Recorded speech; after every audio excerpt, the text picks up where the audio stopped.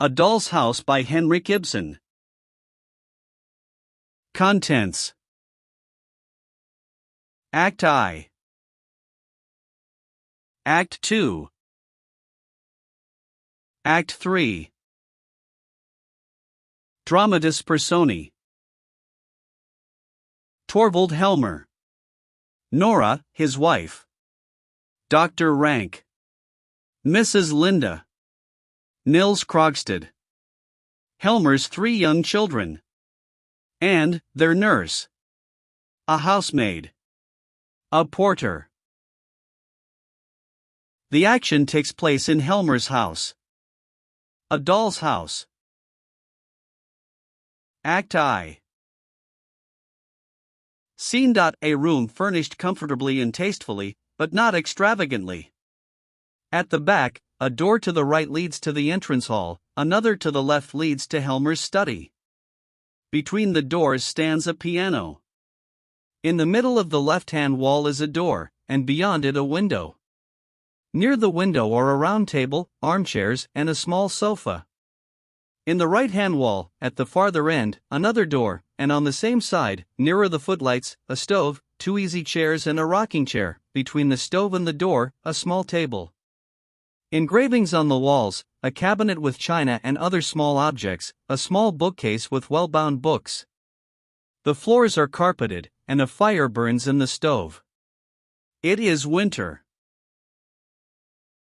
A bell rings in the hall. Shortly afterwards the door is heard to open. Enter Nora, humming a tune and in high spirits. She is in outdoor dress and carries a number of parcels. These she lays on the table to the right. She leaves the outer door open after her, and through it is seen a porter who is carrying a Christmas tree and a basket, which he gives to the maid who has opened the door. Nora. Hide the Christmas tree carefully, Helen. Be sure the children do not see it until this evening, when it is dressed. To the porter, taking out her purse. How much? Porter. 6 pence. Nora. There is a shilling. No, keep the change. The porter thanks her, and goes out. Nora shuts the door. She is laughing to herself, as she takes off her hat and coat. She takes a packet of macaroons from her pocket and eats 1 or 2, then goes cautiously to her husband's door and listens. Yes, he is in. Still humming, she goes to the table on the right. Helmar calls out from his room. Is that my little lark twittering out there? Nora. Busy opening some of the parcels. Yes, it is. Helmar. Is it my little squirrel bustling about? Nora. Yes. Helmar. When did my squirrel come home? Nora. Just now. Puts the bag of macaroons into her pocket and wipes her mouth. Come in here, Torvald, and see what I have bought. Helmar. Don't disturb me. A little later, he opens the door and looks into the room, pen in hand. But, did you say? All these things? Has my little spendthrift been wasting money again? Nora. Yes, but, Torvald, this year we really can let ourselves go a little. This is the first Christmas that we have not needed to economize. Helmar. Still, you know, we can't spend money recklessly. Nora. Yes, Torvald, we may be a wee bit more reckless now, mayn't we? Just a tiny wee bit. You are going to have a big salary and earn lots and lots of money. Helmar. Yes, after the new year, but then it will be a whole quarter before the salary is due. Nora. Pooh. We can borrow until then. Helmar. Nora. goes up to her and takes her playfully by the ear. The same little featherhead. Suppose, now, that I borrowed £50 today, and you spent it all in the Christmas week, and then on New Year's Eve a slate fell on my head and killed me, and... Nora. Putting her hands over his mouth. Oh. Don't say such horrid things. Helmar. Still, suppose that happened, what then? Nora. If that were to happen, I don't suppose I should care whether I owed money or not. Helmar. Yes, but what about the people who had lent it? Nora. They? Who would bother about them? I should not know who they were. Helmar. That is like a woman. But seriously, Nora, you know what I think about that. No debt, no borrowing. There can be no freedom or beauty about a home life that depends on borrowing and debt. We too have kept bravely on the straight road so far, and we will go on the same way for the short time longer that there need be any struggle. Nora. Moving towards the stove. As you please, Torvald. Helmar. Following her. Come, come, my little skylark must not droop her wings. What is this? Is my little squirrel out of temper? Taking out his purse. Nora, what do you think I have got here? Nora. Turning round quickly. Money. Helmar. There you are. Gives her some money. Do you think I don't know what a lot is wanted for housekeeping at Christmas time? Nora. Counting. 10 shillings, a pound, 2 pounds. Thank you, Torvald, that will keep me going for a long time. Helmar. Indeed it must. Nora. Yes, it will. But come here and let me show you what I have bought. And also cheap.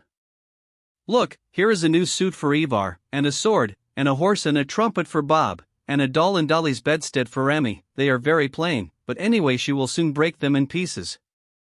And here are dress lengths and handkerchiefs for the maids, old and ought really to have something better. Helmar. And what is in this parcel? Nora. Crying out. No. You mustn't see that until this evening. Helmar. Very well. But now tell me, you extravagant little person, what would you like for yourself? Nora. For myself? Oh, I am sure I don't want anything. Helmar. Yes, but you must. Tell me something reasonable that you would particularly like to have. Nora. No, I really can't think of anything unless, Torvald. Helmar. Well. Nora. Playing with his coat buttons, and without raising her eyes to his. If you really want to give me something, you might. Helmar. Well, out with it. Nora. Speaking quickly. You might give me money, Torvald. Only just as much as you can afford, and then one of these days I will buy something with it. Helmar. But, Nora. Nora. Oh, do. Dear Torvald, please do. Then I will wrap it up in beautiful gilt paper and hang it on the Christmas tree. Wouldn't that be fun? Helmar. What are little people called that are always wasting money? Nora. Spendthrifts, I know. Let us do as you suggest, Torvald, and then I shall have time to think what I am most in want of. That is a very sensible plan, isn't it? Helmar. Smiling. Indeed it is, that is to say, if you were really to save out of the money I give you, and then really buy something for yourself. But if you spend it all on the housekeeping and any number of unnecessary things, then I merely have to pay up again. Nora. Oh but, Torvald. Helmar. You can't deny it, my dear little Nora. Puts his arm round her waist. It's a sweet little spendthrift, but she uses up a deal of money. One would hardly believe how expensive such little persons are. Nora. It's a shame to say that. I do really save all I can. Helmar. Laughing. That's very true, all you can. But you can't save anything. Nora. Smiling quietly and happily.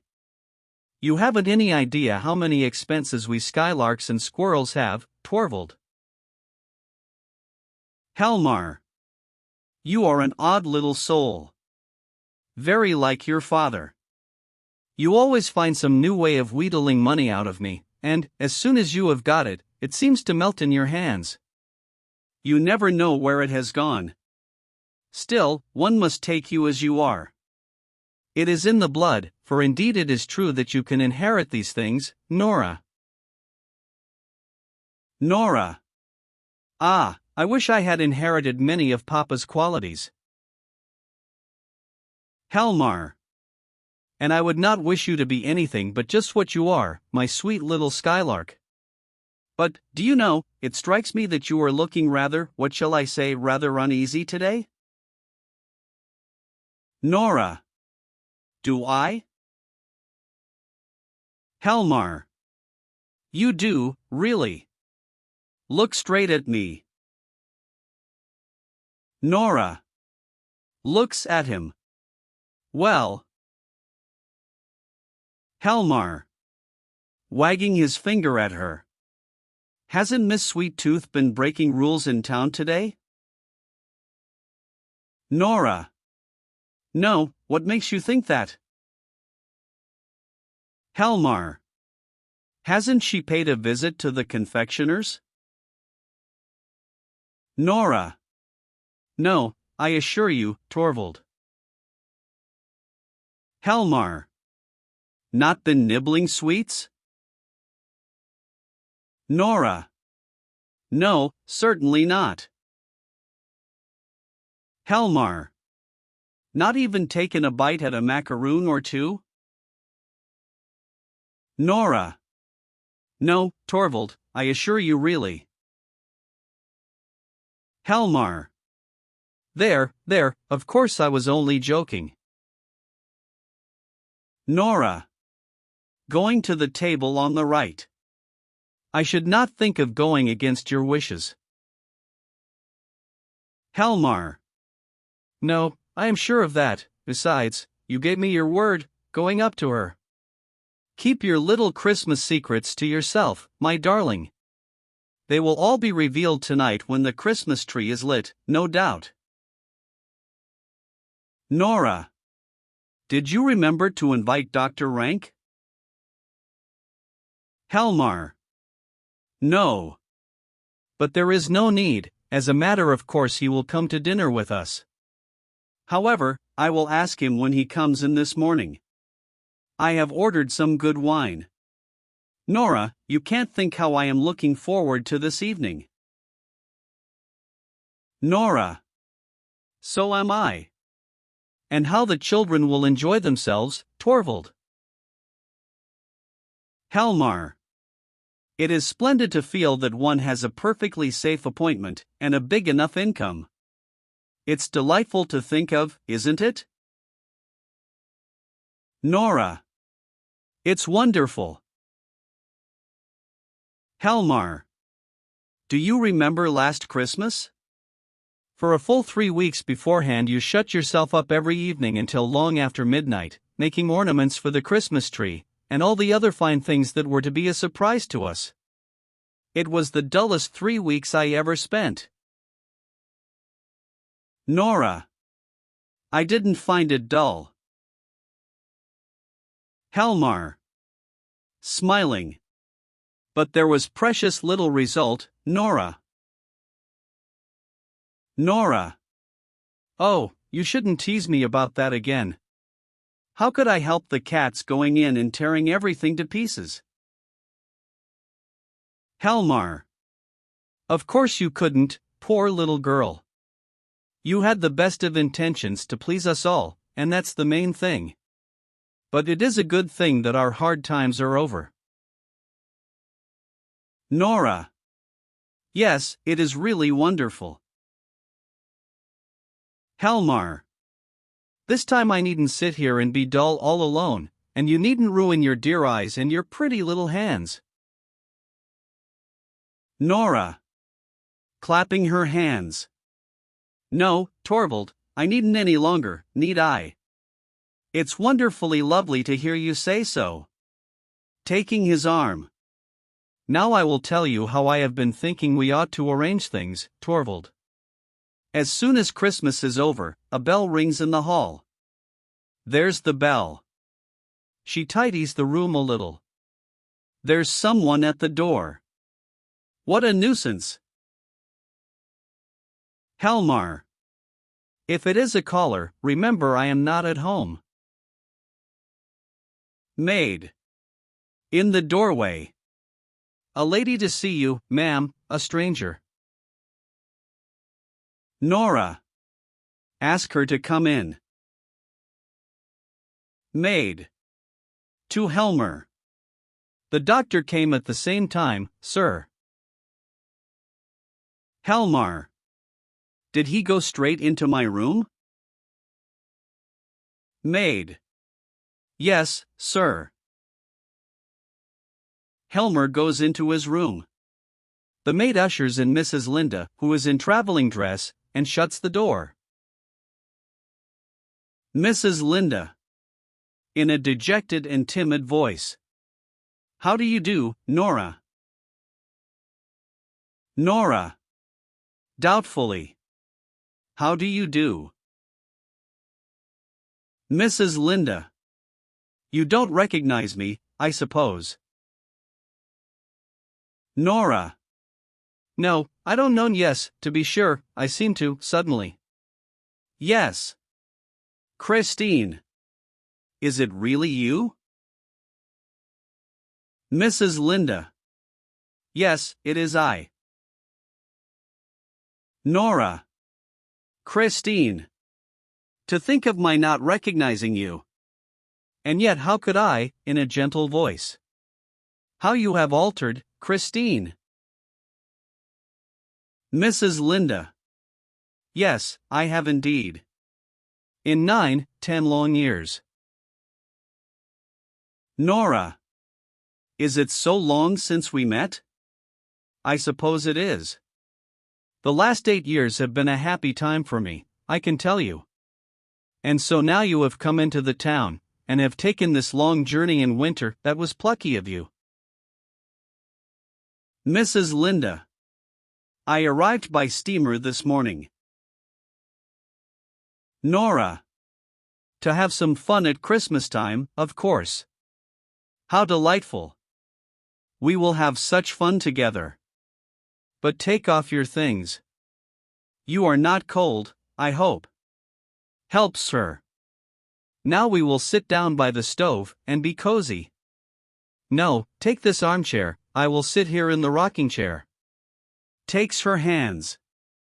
Now you look like your old self again. It was only the first moment. You were a little paler, Christine, and perhaps a little thinner.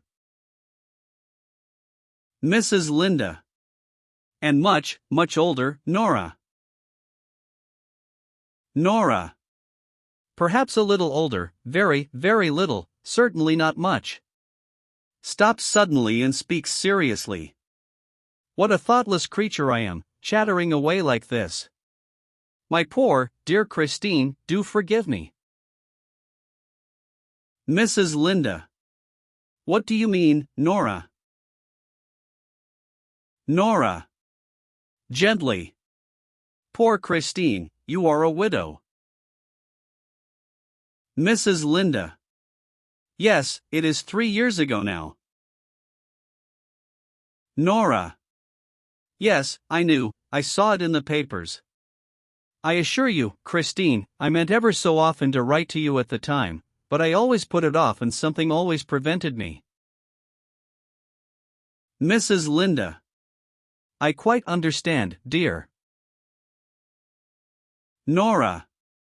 It was very bad of me, Christine. Poor thing, how you must have suffered. And he left you nothing? Mrs. Linda. No. Nora.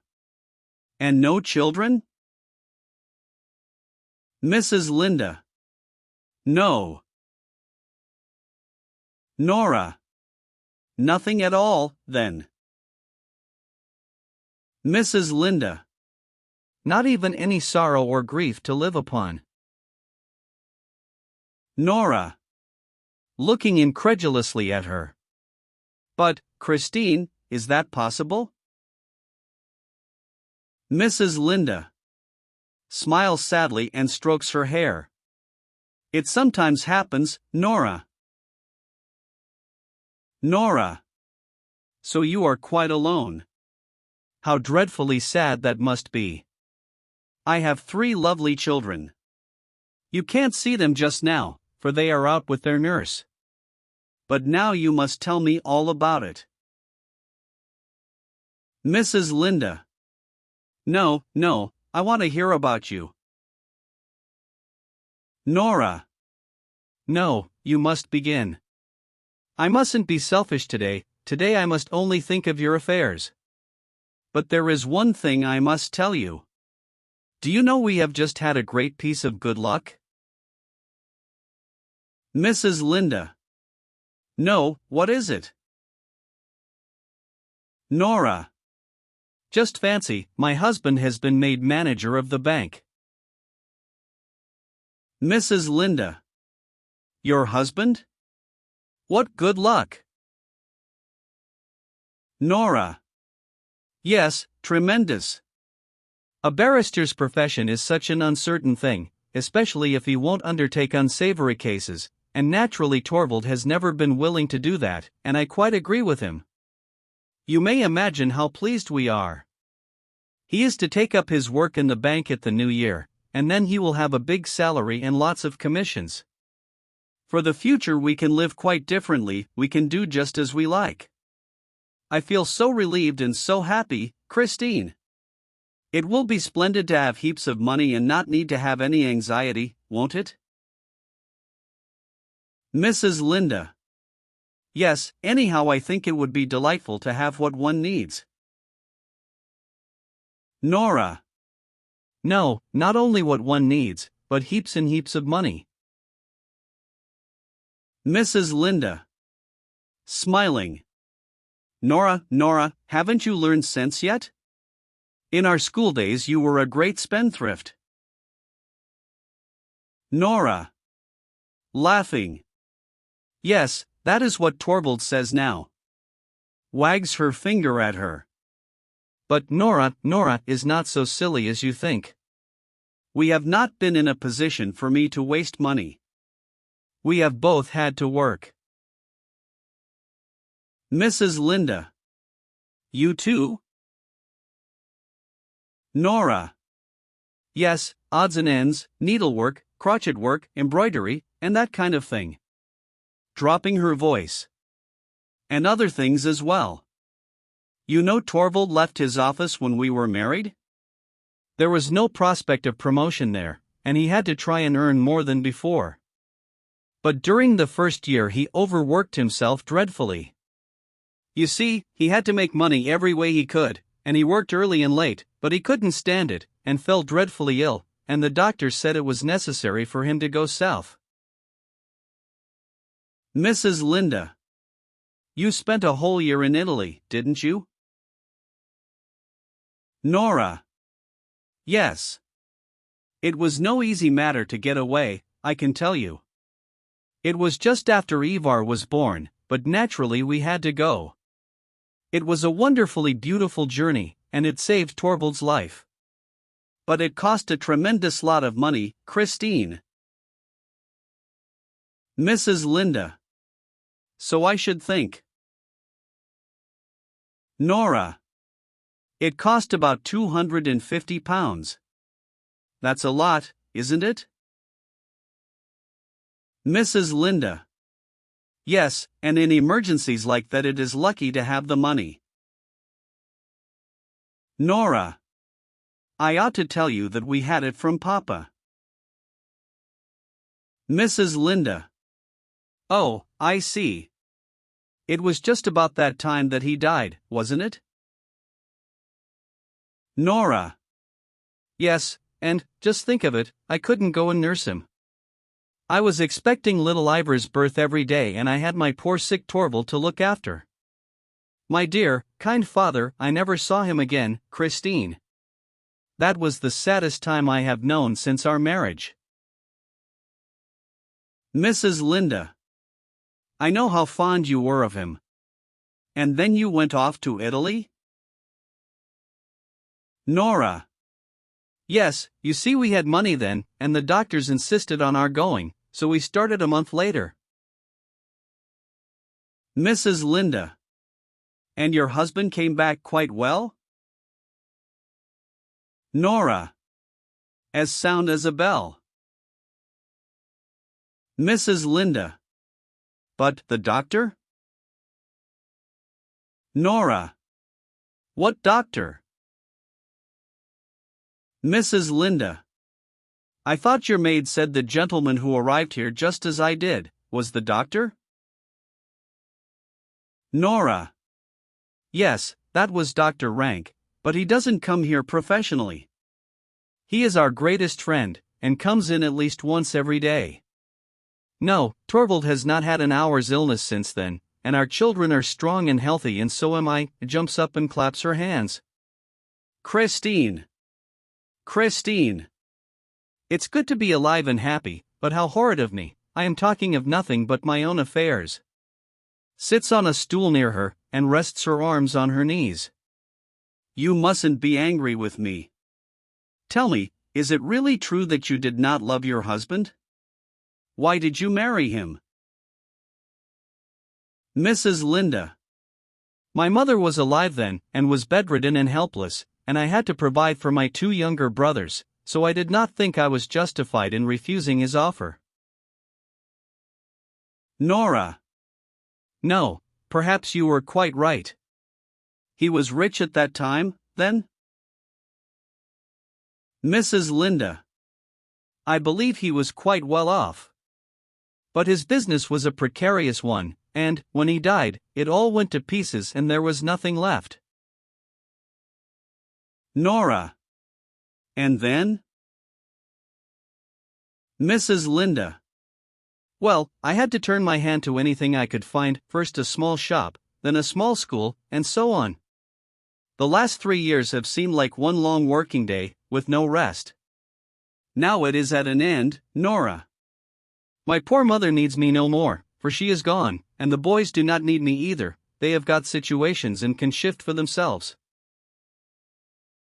Nora. What a relief you must feel if. Mrs. Linda. No, indeed, I only feel my life unspeakably empty. No one to live for any more. Gets up restlessly. That was why I could not stand the life in my little backwater any longer. I hope it may be easier here to find something which will busy me and occupy my thoughts. If only I could have the good luck to get some regular work, office work of some kind. Nora. But, Christine, that is so frightfully tiring, and you look tired out now. You had far better go away to some watering place. Mrs. Linda. Walking to the window. I have no father to give me money for a journey, Nora. Nora. Rising. Oh, don't be angry with me. Mrs. Linda. Going up to her. It is you that must not be angry with me, dear. The worst of a position like mine is that it makes one so bitter. No one to work for, and yet obliged to be always on the lookout for chances. One must live, and so one becomes selfish. When you told me of the happy turn your fortunes have taken, you will hardly believe it, I was delighted not so much on your account as on my own. Nora. How do you mean? Oh, I understand. You mean that perhaps Torvald could get you something to do. Mrs. Linda. Yes, that was what I was thinking of. Nora. He must, Christine. Just leave it to me, I will broach the subject very cleverly, I will think of something that will please him very much. It will make me so happy to be of some use to you. Mrs. Linda. How kind you are, Nora, to be so anxious to help me. It is doubly kind in you, for you know so little of the burdens and troubles of life. Nora. I know so little of them? Mrs. Linda. Smiling. My dear. Small household cares and that sort of thing, you are a child, Nora. Nora. Tosses her head and crosses the stage. You ought not to be so superior. Mrs. Linda. No? Nora. You are just like the others. They all think that I am incapable of anything really serious. Mrs. Linda. Come, come. Nora. That I have gone through nothing in this world of cares. Mrs. Linda. But, my dear Nora, you have just told me all your troubles. Nora. Pooh, those were trifles. Lowering her voice. I have not told you the important thing. Mrs. Linda. The important thing? What do you mean? Nora. You look down upon me altogether, Christine, but you ought not to. You are proud, aren't you, of having worked so hard and so long for your mother? Mrs. Linda. Indeed, I don't look down on anyone. But it is true that I am both proud and glad to think that I was privileged to make the end of my mother's life almost free from care. Nora. And you are proud to think of what you have done for your brothers? Mrs. Linda. I think I have the right to be. Nora. I think so, too. But now, listen to this, I too have something to be proud and glad of. Mrs. Linda. I have no doubt you have. But what do you refer to? Nora. Speak low. Suppose Torvald were to hear. He mustn't on any account, no one in the world must know, Christine, except you. Mrs. Linda. But what is it? Nora. Come here. Pulls her down on the sofa beside her. Now I will show you that I too have something to be proud and glad of. It was I who saved Torvald's life. Mrs. Linda. Saved? How? Nora. I told you about our trip to Italy. Torvald would never have recovered if he had not gone there. Mrs. Linda. Yes, but your father gave you the necessary funds. Nora. Smiling. Yes, that is what Torvald and all the others think, but... Mrs. Linda. But... Nora. Papa didn't give us a shilling. It was I who procured the money. Mrs. Linda. You? All that large sum? Nora. 250 pounds. What do you think of that? Mrs. Linda. But, Nora, how could you possibly do it? Did you win a prize in the lottery? Nora. Contemptuously. In the lottery? There would have been no credit in that. Mrs. Linda. But where did you get it from, then? Nora, humming and smiling with an air of mystery. HM. Aha! Mrs. Linda. Because you couldn't have borrowed it. Nora. Couldn't I? Why not? Mrs. Linda. No, a wife cannot borrow without her husband's consent. Nora. Tossing her head. Oh, if it is a wife who has any head for business, a wife who has the wit to be a little bit clever. Mrs. Linda. I don't understand it at all, Nora. Nora. There is no need you should. I never said I had borrowed the money. I may have got it some other way. Lies back on the sofa. Perhaps I got it from some other admirer. When anyone is as attractive as I am. Mrs. Linda. You are a mad creature. Nora. Now, you know you're full of curiosity, Christine. Mrs. Linda. Listen to me, Nora dear. Haven't you been a little bit imprudent? Nora. Sits up straight. Is it imprudent to save your husband's life? Mrs. Linda. It seems to me imprudent, without his knowledge, too. Nora. But it was absolutely necessary that he should not know. My goodness, can't you understand that? It was necessary he should have no idea what a dangerous condition he was in. It was to me that the doctors came and said that his life was in danger, and that the only thing to save him was to live in the South. Do you suppose I didn't try, first of all, to get what I wanted as if it were for myself? I told him how much I should love to travel abroad like other young wives. I tried tears and entreaties with him. I told him that he ought to remember the condition I was in, and that he ought to be kind and indulgent to me. I even hinted that he might raise a loan. That nearly made him angry, Christine. He said I was thoughtless, and that it was his duty as my husband not to indulge me in my whims and caprices, as I believe he called them. Very well, I thought, you must be saved, and that was how I came to devise a way out of the difficulty. Mrs. Linda.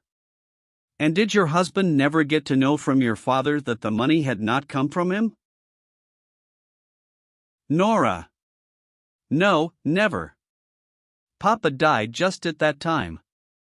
I had meant to let him into the secret and beg him never to reveal it.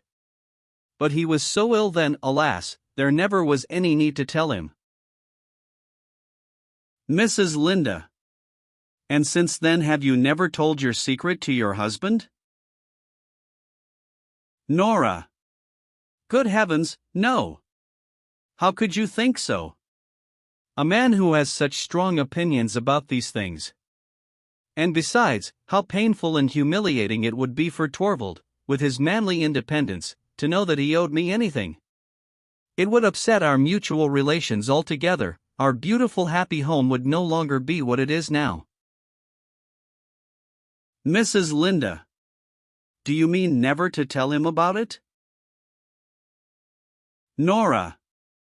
Meditatively, and with a half-smile. Yes, someday, perhaps, after many years, when I am no longer as nice-looking as I am now. Don't laugh at me. I mean, of course, when Torvald is no longer as devoted to me as he is now, when my dancing and dressing up and reciting have palled on him, then it may be a good thing to have something in reserve, breaking off. What nonsense! That time will never come. Now, what do you think of my great secret, Christine? Do you still think I am of no use? I can tell you, too, that this affair has caused me a lot of worry. It has been by no means easy for me to meet my engagements punctually. I may tell you that there is something that is called, in business, quarterly interest, and another thing called payment in installments, and it is always so dreadfully difficult to manage them. I have had to save a little here and there, where I could, you understand. I have not been able to put aside much from my housekeeping money, for Torvald must have a good table. I couldn't let my children be shabbily dressed. I have felt obliged to use up all he gave me for them, the sweet little darlings. Mrs. Linda. So it has all had to come out of your own necessaries of life, poor Nora? Nora. Of course. Besides, I was the one responsible for it. Whenever Torvald has given me money for new dresses and such things, I have never spent more than half of it. I have always bought the simplest and cheapest things. Thank heaven, any clothes look well on me, and so Torvald has never noticed it. But it was often very hard on me, Christine, because it is delightful to be really well dressed, isn't it? Mrs. Linda. Quite so.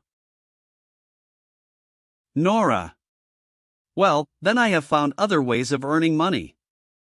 Last winter I was lucky enough to get a lot of copying to do, so I locked myself up and sat writing every evening until quite late at night. Many a time I was desperately tired, but all the same it was a tremendous pleasure to sit there working and earning money. It was like being a man. Mrs. Linda. How much have you been able to pay off in that way? Nora. I can't tell you exactly. You see, it is very difficult to keep an account of a business matter of that kind. I only know that I have paid every penny that I could scrape together. Many a time I was at my wits' end. Smiles. Then I used to sit here and imagine that a rich old gentleman had fallen in love with me. Mrs. Linda. What? Who was it? Nora. Be quiet, that he had died, and that when his will was opened it contained, written in big letters, the instruction, the lovely Mrs. Nora Helmer is to have all I possess paid over to her at once in cash. Mrs. Linda. But, my dear Nora, who could the man be? Nora. Good gracious, can't you understand?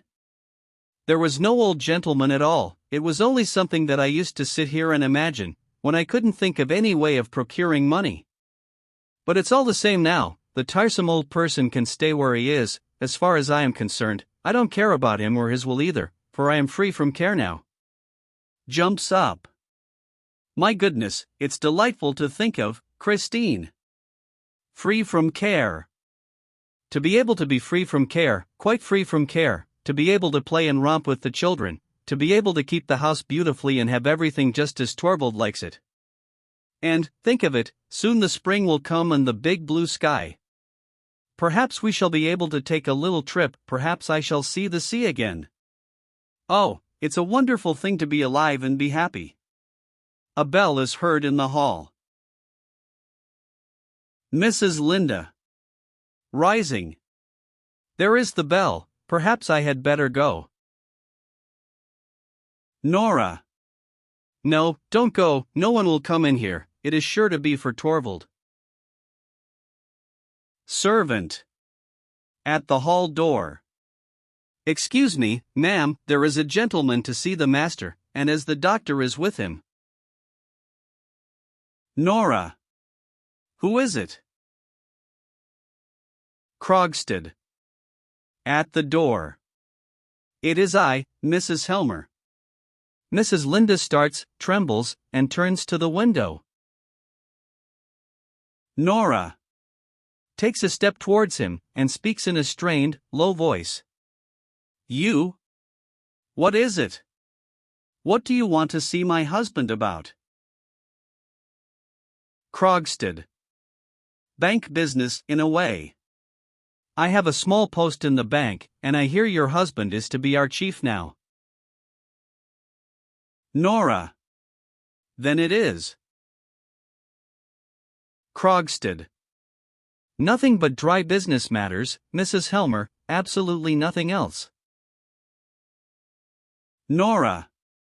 Be so good as to go into the study, then. She bows indifferently to him and shuts the door into the hall, then comes back and makes up the fire in the stove. Mrs. Linda. Nora, who was that man? Nora. A lawyer, of the name of Krogstad. Mrs. Linda. Then it really was he. Nora. Do you know the man? Mrs. Linda. I used to, many years ago. At one time he was a solicitor's clerk in our town. Nora. Yes, he was. Mrs. Linda. He is greatly altered. Nora. He made a very unhappy marriage. Mrs. Linda. He is a widower now, isn't he? Nora. With several children. There now, it is burning up. Shuts the door of the stove and moves the rocking chair aside. Mrs. Linda. They say he carries on various kinds of business. Nora. Really? Perhaps he does, I don't know anything about it. But don't let us think of business, it is so tiresome. Dr. Rank. Comes out of Helmer's study. Before he shuts the door he calls to him. No, my dear fellow, I won't disturb you, I would rather go in to your wife for a little while. Shuts the door and sees Mrs. Linda. I beg your pardon, I am afraid I am disturbing you too. Nora. No, not at all. Introducing him. Dr. Rank, Mrs. Linda. Rank. I have often heard Mrs. Linda's name mentioned here. I think I passed you on the stairs when I arrived, Mrs. Linda? Mrs. Linda. Yes, I go up very slowly, I can't manage stairs well. Rank. Ah. Some slight internal weakness? Mrs. Linda. No, the fact is I have been overworking myself. Rank. Nothing more than that? Then I suppose you have come to town to amuse yourself with our entertainments? Mrs. Linda. I have come to look for work. Rank. Is that a good cure for overwork? Mrs. Linda. One must live, Dr. Rank. Rank. Yes, the general opinion seems to be that it is necessary. Nora. Look here, Dr. Rank, you know you want to live. Rank. Certainly.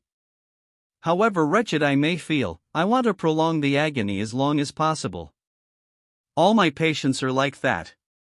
And so are those who are morally diseased. One of them, and a bad case too, is at this very moment with Helmer. Mrs. Linda. Sadly. Ah. Nora. Whom do you mean? Rank. A lawyer of the name of Krogstad, a fellow you don't know at all. He suffers from a diseased moral character, Mrs. Helmer, but even he began talking of its being highly important that he should live. Nora. Did he? What did he want to speak to Torvald about? Rank. I have no idea, I only heard that it was something about the bank. Nora. I didn't know this, what's his name, Krogstad had anything to do with the bank. Rank. Yes, he has some sort of appointment there. To Mrs. Linda. I don't know whether you find also in your part of the world that there are certain people who go zealously snuffing about to smell out moral corruption, and, as soon as they have found some, put the person concerned into some lucrative position where they can keep their eye on him. Healthy natures are left out in the cold. Mrs. Linda. Still, I think the sick are those who most need taking care of. Rank. Shrugging his shoulders. Yes, there you are. That is the sentiment that is turning society into a sick house. Nora, who has been absorbed in her thoughts, breaks out into smothered laughter and claps her hands. Rank. Why do you laugh at that? Have you any notion what society really is? Nora. What do I care about tiresome society? I am laughing at something quite different, something extremely amusing. Tell me, Dr. Rank, are all the people who are employed in the bank dependent on Torvald now? Rank. Is that what you find so extremely amusing? Nora. Smiling and humming. That's my affair. Walking about the room. It's perfectly glorious to think that Torvald has so much power over so many people. Takes the packet from her pocket. Dr. Rank, what do you say to a macaroon? Rank.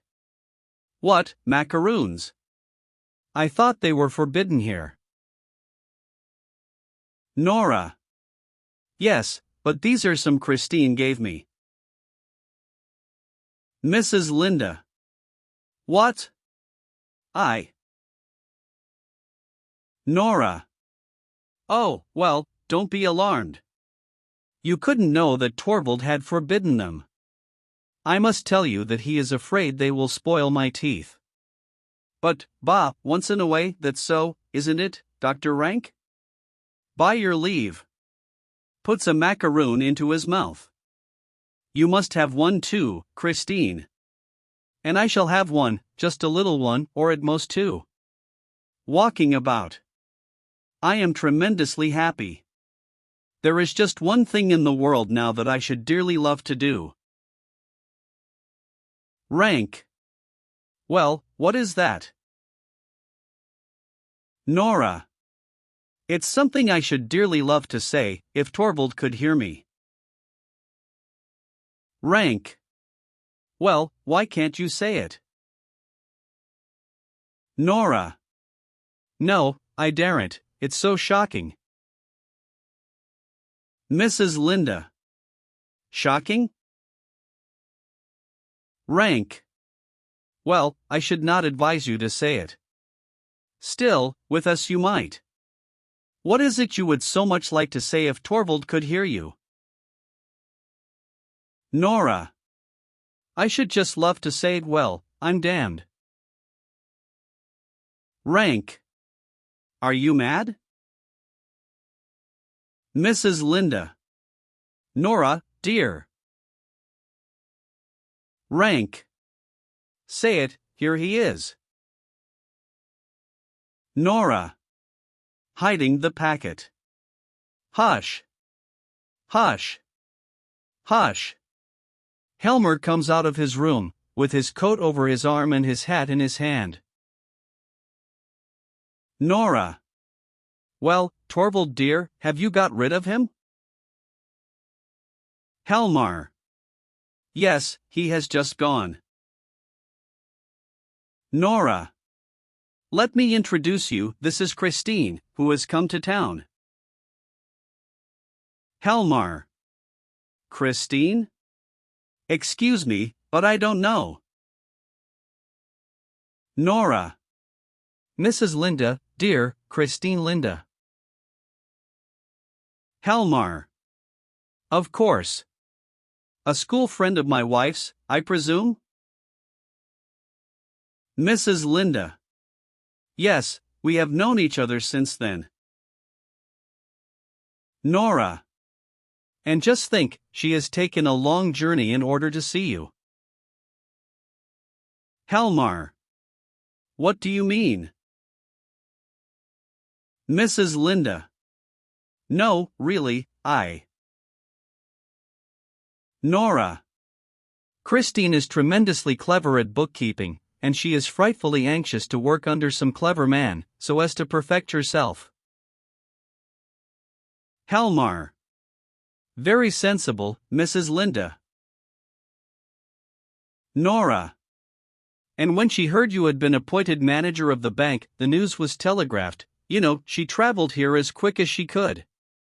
Torvald, I am sure you will be able to do something for Christine, for my sake, won't you? Helmar. Well, it is not altogether impossible. I presume you are a widow, Mrs. Linda? Mrs. Linda. Yes. Helmar. And have had some experience of bookkeeping? Mrs. Linda. Yes, a fair amount. Helmar. Ah. Well, it's very likely I may be able to find something for you. Nora. Clapping her hands. What did I tell you? What did I tell you? Helmar. You have just come at a fortunate moment, Mrs. Linda. Mrs. Linda. How am I to thank you? Helmar. There is no need. Puts on his coat. But today you must excuse me. Rank. Wait a minute, I will come with you.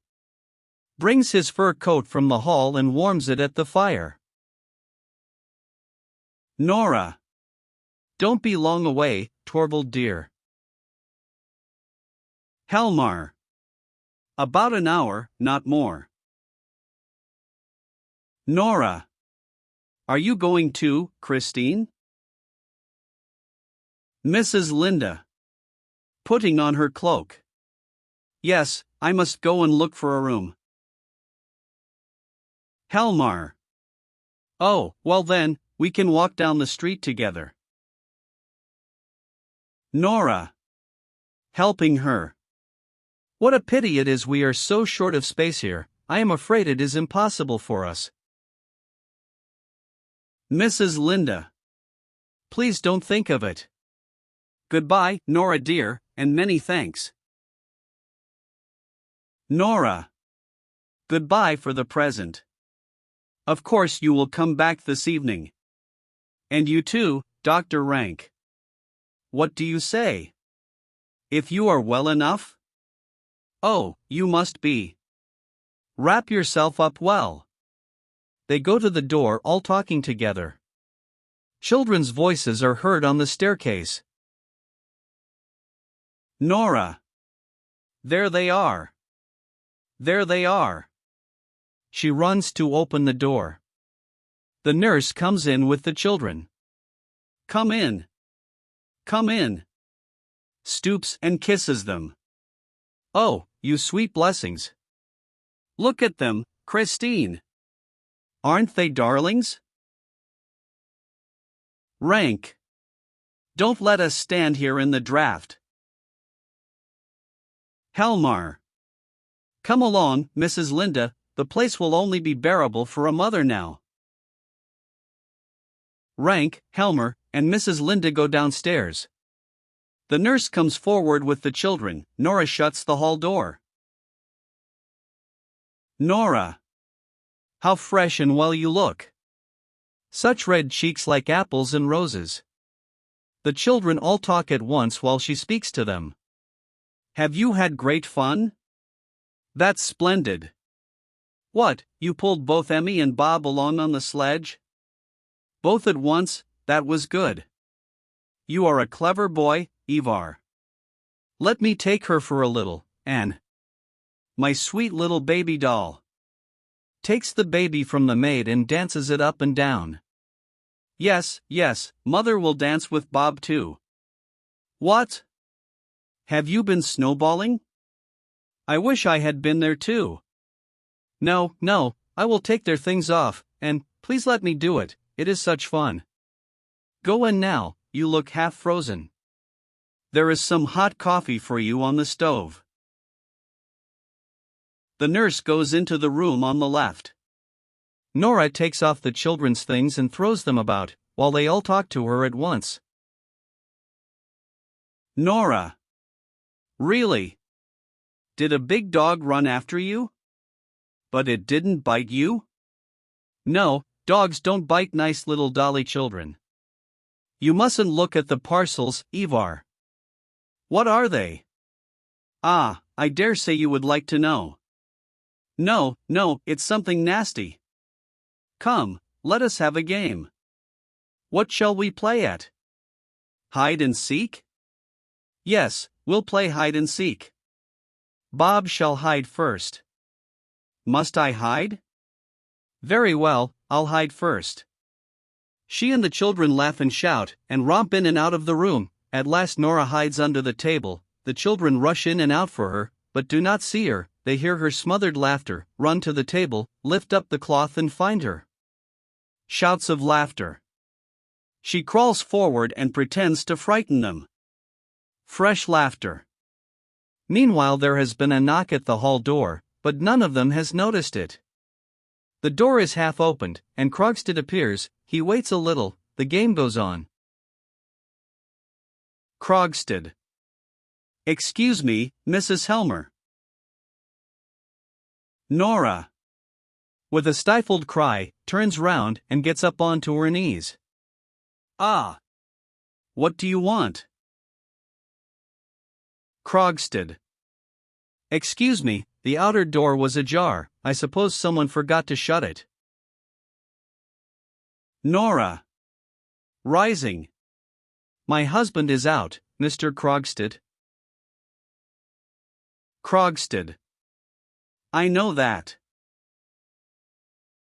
Nora. What do you want here, then? Krogstad. A word with you. Nora. With me, to the children, gently. Go in to nurse. What? No, the strange man won't do mother any harm. When he is gone we will have another game. She takes the children into the room on the left, and shuts the door after them. You want to speak to me? Krogstad. Yes, I do. Nora. Today? It is not the 1st of the month yet. Krogstad. No, it is Christmas Eve, and it will depend on yourself what sort of a Christmas you will spend. Nora. What do you mean? Today it is absolutely impossible for me. Krogstad. We won't talk about that until later on. This is something different. I presume you can give me a moment? Nora. Yes, I can, although. Krogstad. Good. I was in Olsen's restaurant and saw your husband going down the street. Nora. Yes? Krogstad. With a lady. Nora. What then? Krogstad. May I make so bold as to ask if it was a Mrs. Linda? Nora. It was. Krogstad. Just arrived in town? Nora. Yes, today. Krogstad. She is a great friend of yours, isn't she? Nora. She is. But I don't see. Krogstad. I knew her too, once upon a time. Nora. I am aware of that. Krogstad. Are you? So you know all about it, I thought as much. Then I can ask you, without beating about the bush, is Mrs. Linda to have an appointment in the bank? Nora. What right have you to question me, Mr. Krogstad, you, one of my husband's subordinates? But since you ask, you shall know. Yes, Mrs. Linda is to have an appointment. And it was I who pleaded her cause, Mr. Krogstad, let me tell you that. Krogstad. I was right in what I thought, then. Nora. Walking up and down the stage. Sometimes one has a tiny little bit of influence, I should hope. Because one is a woman, it does not necessarily follow that. When anyone is in a subordinate position, Mr. Krogstad, they should really be careful to avoid offending anyone who. Krogstad. Who has influence? Nora. Exactly. Krogstad. Changing his tone. Mrs. Helmer, you will be so good as to use your influence on my behalf. Nora. What? What do you mean? Krogstad. You will be so kind as to see that I am allowed to keep my subordinate position in the bank. Nora. What do you mean by that?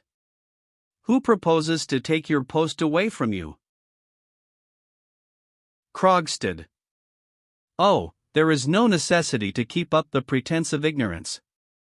I can quite understand that your friend is not very anxious to expose herself to the chance of rubbing shoulders with me, and I quite understand, too, whom I have to thank for being turned off. Nora. But I assure you. Krogstad. Very likely, but, to come to the point, the time has come when I should advise you to use your influence to prevent that. Nora. But, Mr. Krogstad, I have no influence. Krogstad. Haven't you? I thought you said yourself just now. Nora. Naturally, I did not mean you to put that construction on it. What should make you think I have any influence of that kind with my husband? Krogstad. Oh, I have known your husband from our student days.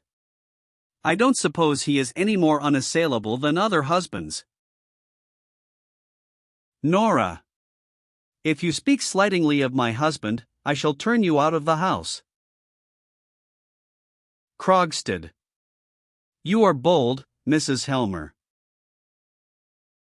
Nora. I am not afraid of you any longer. As soon as the new year comes, I shall in a very short time be free of the whole thing. Krogstad. Controlling himself. Listen to me, Mrs. Helmer. If necessary, I am prepared to fight for my small post in the bank as if I were fighting for my life. Nora. So it seems. Krogstad. It is not only for the sake of the money, indeed, that weighs least with me in the matter. There is another reason, well, I may as well tell you. My position is this. I dare say you know, like everybody else, that once, many years ago, I was guilty of an indiscretion. Nora. I think I have heard something of the kind. Krogstad. The matter never came into court, but every way seemed to be closed to me after that. So I took to the business that you know of. I had to do something, and, honestly, I don't think I've been one of the worst. But now I must cut myself free from all that. My sons are growing up, for their sake I must try and win back as much respect as I can in the town. This post in the bank was like the first step up for me, and now your husband is going to kick me downstairs again into the mud. Nora. But you must believe me, Mr. Krogstad, it is not in my power to help you at all. Krogstad. Then it is because you haven't the will, but I have means to compel you. Nora. You don't mean that you will tell my husband that I owe you money? Krogstad. Suppose I were to tell him? Nora. It would be perfectly infamous of you. Sobbing. To think of his learning my secret, which has been my joy and pride, in such an ugly, clumsy way that he should learn it from you. And it would put me in a horribly disagreeable position. Krogstad. Only disagreeable? Nora. Impetuously. Well, do it, then, and it will be the worse for you. My husband will see for himself what a blackguard you are, and you certainly won't keep your post then. Krogstad. I asked you if it was only a disagreeable scene at home that you were afraid of? Nora. If my husband does get to know of it, of course he will at once pay you what is still owing, and we shall have nothing more to do with you. Krogstad. Coming a step nearer. Listen to me, Mrs. Helmer. Either you have a very bad memory or you know very little of business. I shall be obliged to remind you of a few details. Nora. What do you mean? Krogstad. When your husband was ill, you came to me to borrow £250. Nora. I didn't know anyone else to go to. Krogstad. I promised to get you that amount. Nora. Yes, and you did so. Krogstad. I promised to get you that amount, on certain conditions.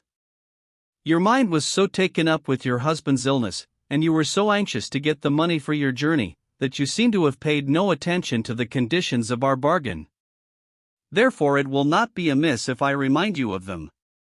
Now, I promised to get the money on the security of a bond which I drew up. Nora. Yes, and which I signed. Krogstad. Good. But below your signature there were a few lines constituting your father as surety for the money. Those lines your father should have signed. Nora. Should? He did sign them. Krogstad. I had left the date blank, that is to say, your father should himself have inserted the date on which he signed the paper. Do you remember that? Nora. Yes, I think I remember. Krogstad. Then I gave you the bond to send by post to your father. Is that not so? Nora. Yes. Krogstad. And you naturally did so at once, because 5 or 6 days afterwards you brought me the bond with your father's signature. And then I gave you the money. Nora. Well, haven't I been paying it off regularly? Krogstad. Fairly so, yes. But, to come back to the matter in hand, that must have been a very trying time for you, Mrs. Helmer. Nora. It was, indeed. Krogstad. Your father was very ill, wasn't he? Nora. He was very near his end. Krogstad. And died soon afterwards? Nora. Yes. Krogstad. Tell me, Mrs. Helmer, can you by any chance remember what day your father died, on what day of the month, I mean? Nora. Papa died on the 29th of September. Krogstad. That is correct, I have ascertained it for myself. And, as that is so, there is a discrepancy, taking a paper from his pocket, which I cannot account for. Nora. What discrepancy? I don't know. Krogstad.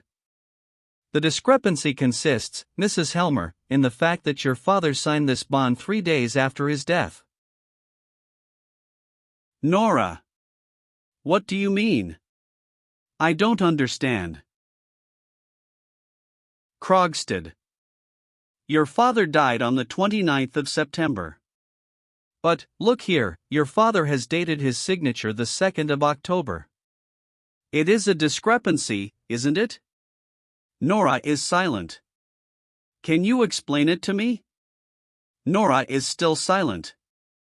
It is a remarkable thing, too, that the words 2nd of October, as well as the year, are not written in your father's handwriting but in one that I think I know. Well, of course it can be explained. Your father may have forgotten to date his signature, and someone else may have dated it haphazard before they knew of his death. There is no harm in that. It all depends on the signature of the name, and that is genuine, I suppose, Mrs. Helmer? It was your father himself who signed his name here? Nora. After a short pause, throws her head up and looks defiantly at him. No, it was not. It was I that wrote Papa's name. Krogstad. Are you aware that is a dangerous confession? Nora. In what way? You shall have your money soon. Krogstad. Let me ask you a question. Why did you not send the paper to your father? Nora. It was impossible, Papa was so ill. If I had asked him for his signature, I should have had to tell him what the money was to be used for, and when he was so ill himself I couldn't tell him that my husband's life was in danger. It was impossible. Krogstad. It would have been better for you if you had given up your trip abroad. Nora. No, that was impossible. That trip was to save my husband's life. I couldn't give that up. Krogstad. But did it never occur to you that you were committing a fraud on me? Nora. I couldn't take that into account. I didn't trouble myself about you at all. I couldn't bear you, because you put so many heartless difficulties in my way, although you knew what a dangerous condition my husband was in. Krogstad. Mrs. Helmer, you evidently do not realize clearly what it is that you have been guilty of. But I can assure you that my one false step, which lost me all my reputation, was nothing more or nothing worse than what you have done. Nora. You? Do you ask me to believe that you were brave enough to run a risk to save your wife's life?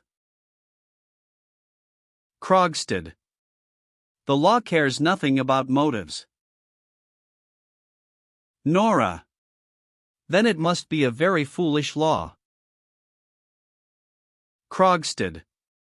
Foolish or not, it is the law by which you will be judged if I produce this paper in court. Nora. I don't believe it. Is a daughter not to be allowed to spare her dying father anxiety and care? Is a wife not to be allowed to save her husband's life? I don't know much about law, but I am certain that there must be laws permitting such things as that. Have you no knowledge of such laws, you who are a lawyer? You must be a very poor lawyer, Mr. Krogstad. Krogstad. Maybe. But matters of business, such business as you and I have had together, do you think I don't understand that? Very well. Do as you please. But let me tell you this, if I lose my position a second time, you shall lose yours with me. He bows, and goes out through the hall. Nora. Appears buried in thought for a short time, then tosses her head. Nonsense. Trying to frighten me like that, I am not so silly as he thinks. Begins to busy herself putting the children's things in order. And yet? No, it's impossible. I did it for love's sake. The children. In the doorway on the left. Mother, the stranger man has gone out through the gate. Nora. Yes, dears, I know. But, don't tell anyone about the stranger man. Do you hear? Not even Papa. Children. No, Mother, but will you come and play again? Nora. No, not now. Children. But, Mother, you promised us. Nora. Yes, but I can't now. Run away in, I have such a lot to do. Run away in, my sweet little darlings. She gets them into the room by degrees and shuts the door on them, then sits down on the sofa, takes up a piece of needlework and sews a few stitches, but soon stops. No. Throws down the work, gets up, goes to the hall door and calls out. Helen. Bring the tree in. Goes to the table on the left, opens a drawer, and stops again. No. It is quite impossible. Maid. Coming in with the tree. Where shall I put it, ma'am? Nora. Here, in the middle of the floor. Maid. Shall I get you anything else? Nora. No, thank you. I have all I want. Exit maid. Nora. Begins dressing the tree. A candle here and flowers here, the horrible man. It's all nonsense, there's nothing wrong. The tree shall be splendid. I will do everything I can think of to please you, Torvald. I will sing for you, dance for you. Helmer comes in with some papers under his arm. Oh. Are you back already? Helmar. Yes. Has anyone been here? Nora. Here? No. Helmar. That is strange. I saw Krogstad going out of the gate. Nora. Did you? Oh yes, I forgot, Krogstad was here for a moment. Helmar. Nora, I can see from your manner that he has been here begging you to say a good word for him. Nora. Yes. Helmar. And you were to appear to do it of your own accord, you were to conceal from me the fact of his having been here, didn't he beg that of you too? Nora. Yes, Torvald, but... Helmar. Nora, and you would be a party to that sort of thing? To have any talk with a man like that, and give him any sort of promise? And to tell me a lie into the bargain? Nora. A lie? Helmar. Didn't you tell me no one had been here? Shakes his finger at her. My little songbird must never do that again. A songbird must have a clean beak to chirp with, no false notes. Puts his arm round her waist. That is so, isn't it? Yes, I am sure it is. Lets her go. We will say no more about it. Sits down by the stove. How warm and snug it is here. Turns over his papers. Nora. After a short pause, during which she busies herself with the Christmas tree. Torvald. Helmar. Yes. Nora. I am looking forward tremendously to the fancy dress ball at the Stenborgs the day after tomorrow. Helmar. And I am tremendously curious to see what you are going to surprise me with. Nora. It was very silly of me to want to do that. Helmar. What do you mean? Nora. I can't hit upon anything that will do, everything I think of seems so silly and insignificant. Helmar. Does my little Nora acknowledge that at last? Nora. Standing behind his chair with her arms on the back of it. Are you very busy, Torvald? Helmar. Well. Nora. What are all those papers? Helmar. Bank business. Nora. Already? Helmar. I have got authority from the retiring manager to undertake the necessary changes in the staff and in the rearrangement of the work, and I must make use of the Christmas week for that, so as to have everything in order for the new year. Nora. Then that was why this poor Krogstad. Helmar. H.M. Nora. Leans against the back of his chair and strokes his hair. If you hadn't been so busy, I should have asked you a tremendously big favor, Torvald. Helmar. What is that? Tell me. Nora. There is no one has such good taste as you. And I do so want to look nice at the fancy dress ball. Torvald, couldn't you take me in hand and decide what I shall go as, and what sort of a dress I shall wear? Helmar. Aha! So my obstinate little woman is obliged to get someone to come to her rescue? Nora. Yes, Torvald, I can't get along a bit without your help. Helmar.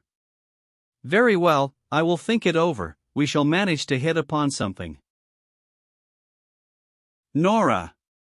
That is nice of you. Goes to the Christmas tree. A short pause. How pretty the red flowers look.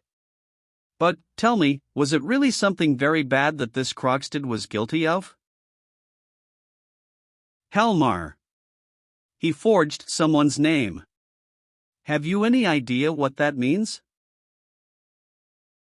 Nora. Isn't it possible that he was driven to do it by necessity? Helmar. Yes, or, as in so many cases, by imprudence. I am not so heartless as to condemn a man altogether because of a single false step of that kind. Nora. No, you wouldn't, would you, Torvald? Helmar. Many a man has been able to retrieve his character if he has openly confessed his fault and taken his punishment. Nora.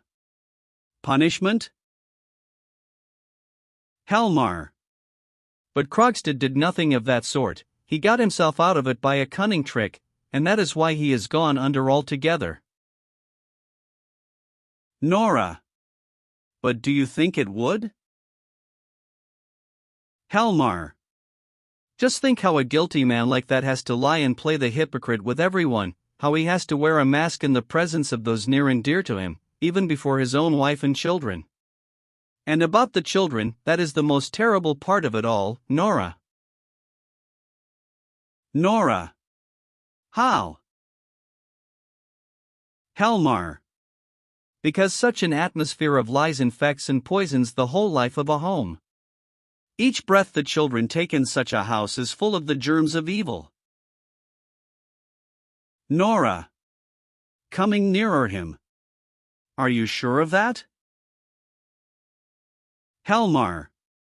My dear, I have often seen it in the course of my life as a lawyer. Almost everyone who has gone to the bad early in life has had a deceitful mother. Nora. Why do you only say mother? Helmar. It seems most commonly to be the mother's influence, though naturally a bad father's would have the same result. Every lawyer is familiar with the fact. This Krogstad, now, has been persistently poisoning his own children with lies and dissimulation, that is why I say he has lost all moral character. Holds out his hands to her. That is why my sweet little Nora must promise me not to plead his cause. Give me your hand on it. Come, come, what is this? Give me your hand. There now, that's settled. I assure you it would be quite impossible for me to work with him. I literally feel physically ill when I am in the company of such people. Nora takes her hand out of his and goes to the opposite side of the Christmas tree. How hot it is in here, and I have such a lot to do. Helmar getting up and putting his papers in order. Yes, and I must try and read through some of these before dinner, and I must think about your costume, too. And it is just possible I may have something ready in gold paper to hang up on the tree. Puts his hand on her head. My precious little singing bird. He goes into his room and shuts the door after him. Nora, after a pause, whispers. No, no, it isn't true. It's impossible, it must be impossible. The nurse opens the door on the left. Nurse. The little ones are begging so hard to be allowed to come into Mama. Nora. No, no, no. Don't let them come into me. You stay with them, Anne. Nurse. Very well, ma'am. Shuts the door. Nora. Pale with terror. Deprave my little children? Poison my home? A short pause.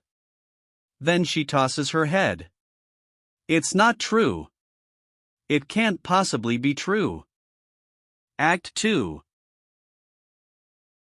The same scene. The Christmas tree is in the corner by the piano, stripped of its ornaments and with burnt-down candle ends on its disheveled branches. Nora's cloak and hat are lying on the sofa. She is alone in the room, walking about uneasily.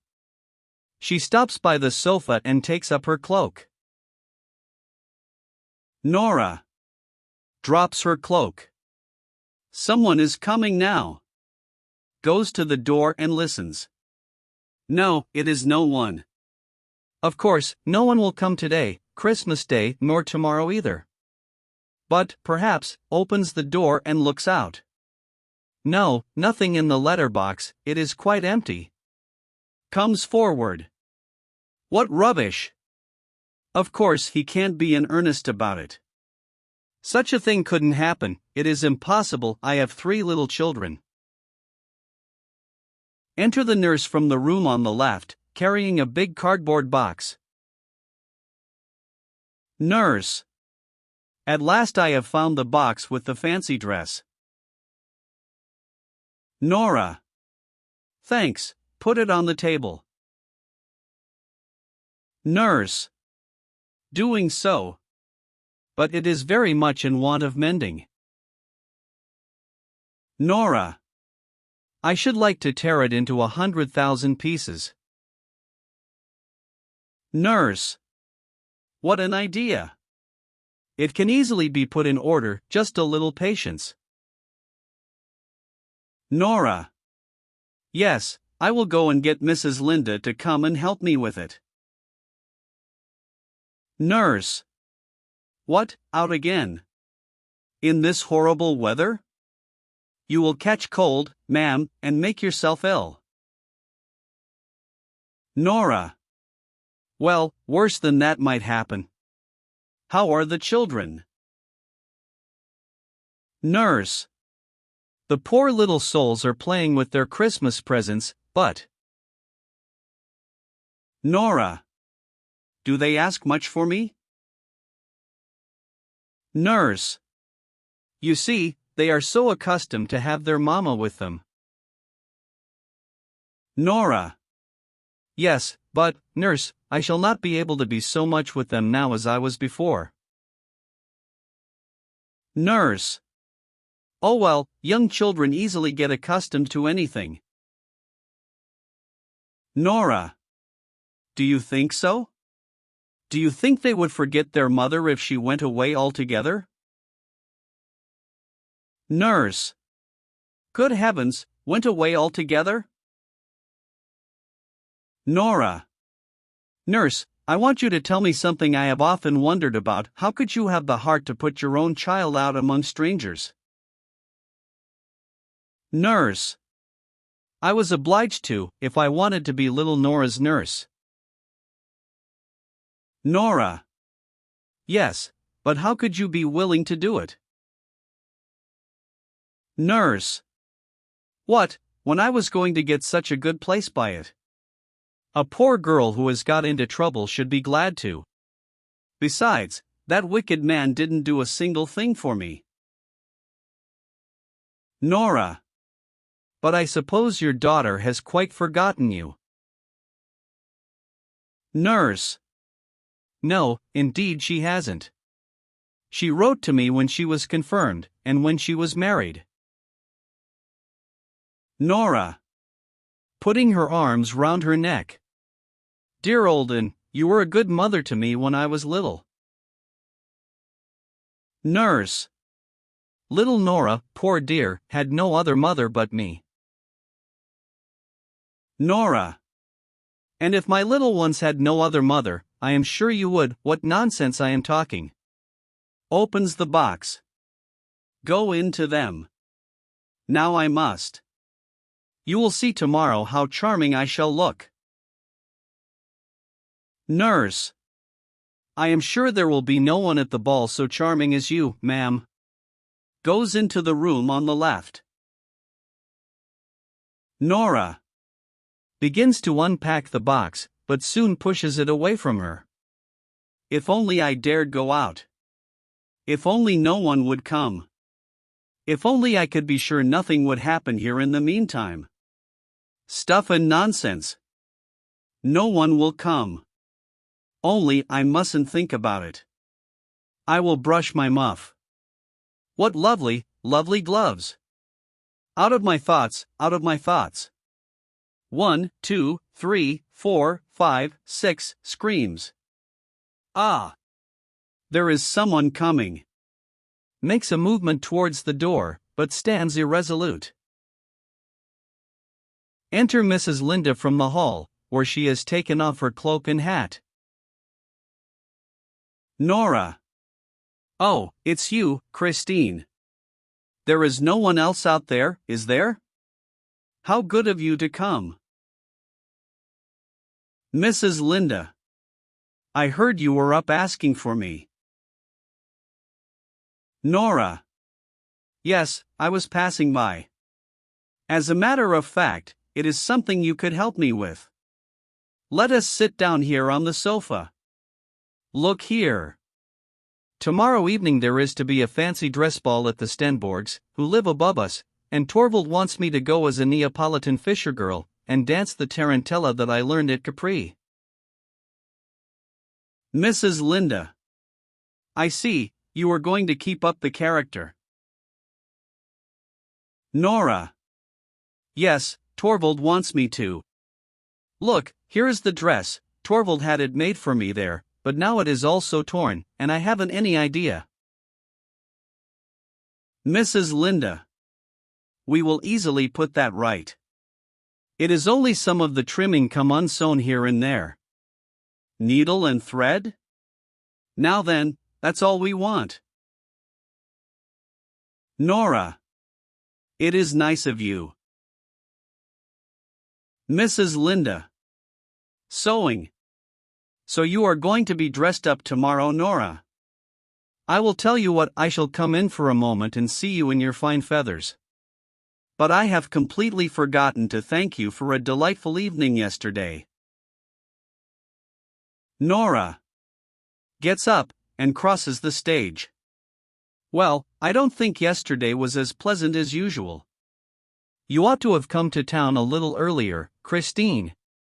Certainly Torvald does understand how to make a house dainty and attractive. Mrs. Linda. And so do you. It seems to me, you are not your father's daughter for nothing. But tell me, is Dr. Rank always as depressed as he was yesterday? Nora. No, yesterday it was very noticeable. I must tell you that he suffers from a very dangerous disease. He has consumption of the spine, poor creature. His father was a horrible man who committed all sorts of excesses, and that is why his son was sickly from childhood, do you understand? Mrs. Linda. Dropping her sewing. But, my dearest Nora, how do you know anything about such things? Nora. Walking about. Pooh. When you have 3 children, you get visits now and then from married women, who know something of medical matters, and they talk about one thing and another. Mrs. Linda. Goes on sewing. A short silence. Does Dr. Rank come here every day? Nora. Every day regularly. He is Torvald's most intimate friend, and a great friend of mine too. He is just like one of the family. Mrs. Linda. But tell me this, is he perfectly sincere? I mean, isn't he the kind of man that is very anxious to make himself agreeable? Nora. Not in the least. What makes you think that? Mrs. Linda. When you introduced him to me yesterday, he declared he had often heard my name mentioned in this house, but afterwards I noticed that your husband hadn't the slightest idea who I was. So how could Dr. Rank? Nora. That is quite right, Christine. Torvald is so absurdly fond of me that he wants me absolutely to himself, as he says. At first he used to seem almost jealous if I mentioned any of the dear folk at home, so naturally I gave up doing so. But I often talk about such things with Dr. Rank, because he likes hearing about them. Mrs. Linda. Listen to me, Nora. You are still very like a child in many things, and I am older than you in many ways and have a little more experience. Let me tell you this, you ought to make an end of it with Dr. Rank. Nora. What ought I to make an end of? Mrs. Linda. Of 2 things, I think. Yesterday you talked some nonsense about a rich admirer who was to leave you money. Nora. An admirer who doesn't exist, unfortunately. But what then? Mrs. Linda. Is Dr. Rank a man of means? Nora. Yes, he is. Mrs. Linda. And has no one to provide for? Nora. No, no one, but. Mrs. Linda. And comes here every day? Nora. Yes, I told you so. Mrs. Linda. But how can this well-bred man be so tactless? Nora. I don't understand you at all. Mrs. Linda. Don't prevaricate, Nora. Do you suppose I don't guess who lent you the £250? Nora. Are you out of your senses? How can you think of such a thing? A friend of ours, who comes here every day. Do you realize what a horribly painful position that would be? Mrs. Linda. Then it really isn't he? Nora. No, certainly not. It would never have entered into my head for a moment. Besides, he had no money to lend then, he came into his money afterwards. Mrs. Linda. Well, I think that was lucky for you, my dear Nora. Nora. No, it would never have come into my head to ask Dr. Rank. Although I am quite sure that if I had asked him. Mrs. Linda. But of course you won't. Nora. Of course not. I have no reason to think it could possibly be necessary. But I am quite sure that if I told Dr. Rank. Mrs. Linda. Behind your husband's back? Nora. I must make an end of it with the other one, and that will be behind his back too. I must make an end of it with him. Mrs. Linda. Yes, that is what I told you yesterday, but. Nora. Walking up and down. A man can put a thing like that straight much easier than a woman. Mrs. Linda. One's husband, yes.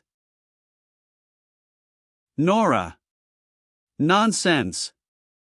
Standing still. When you pay off a debt, you get your bond back, don't you?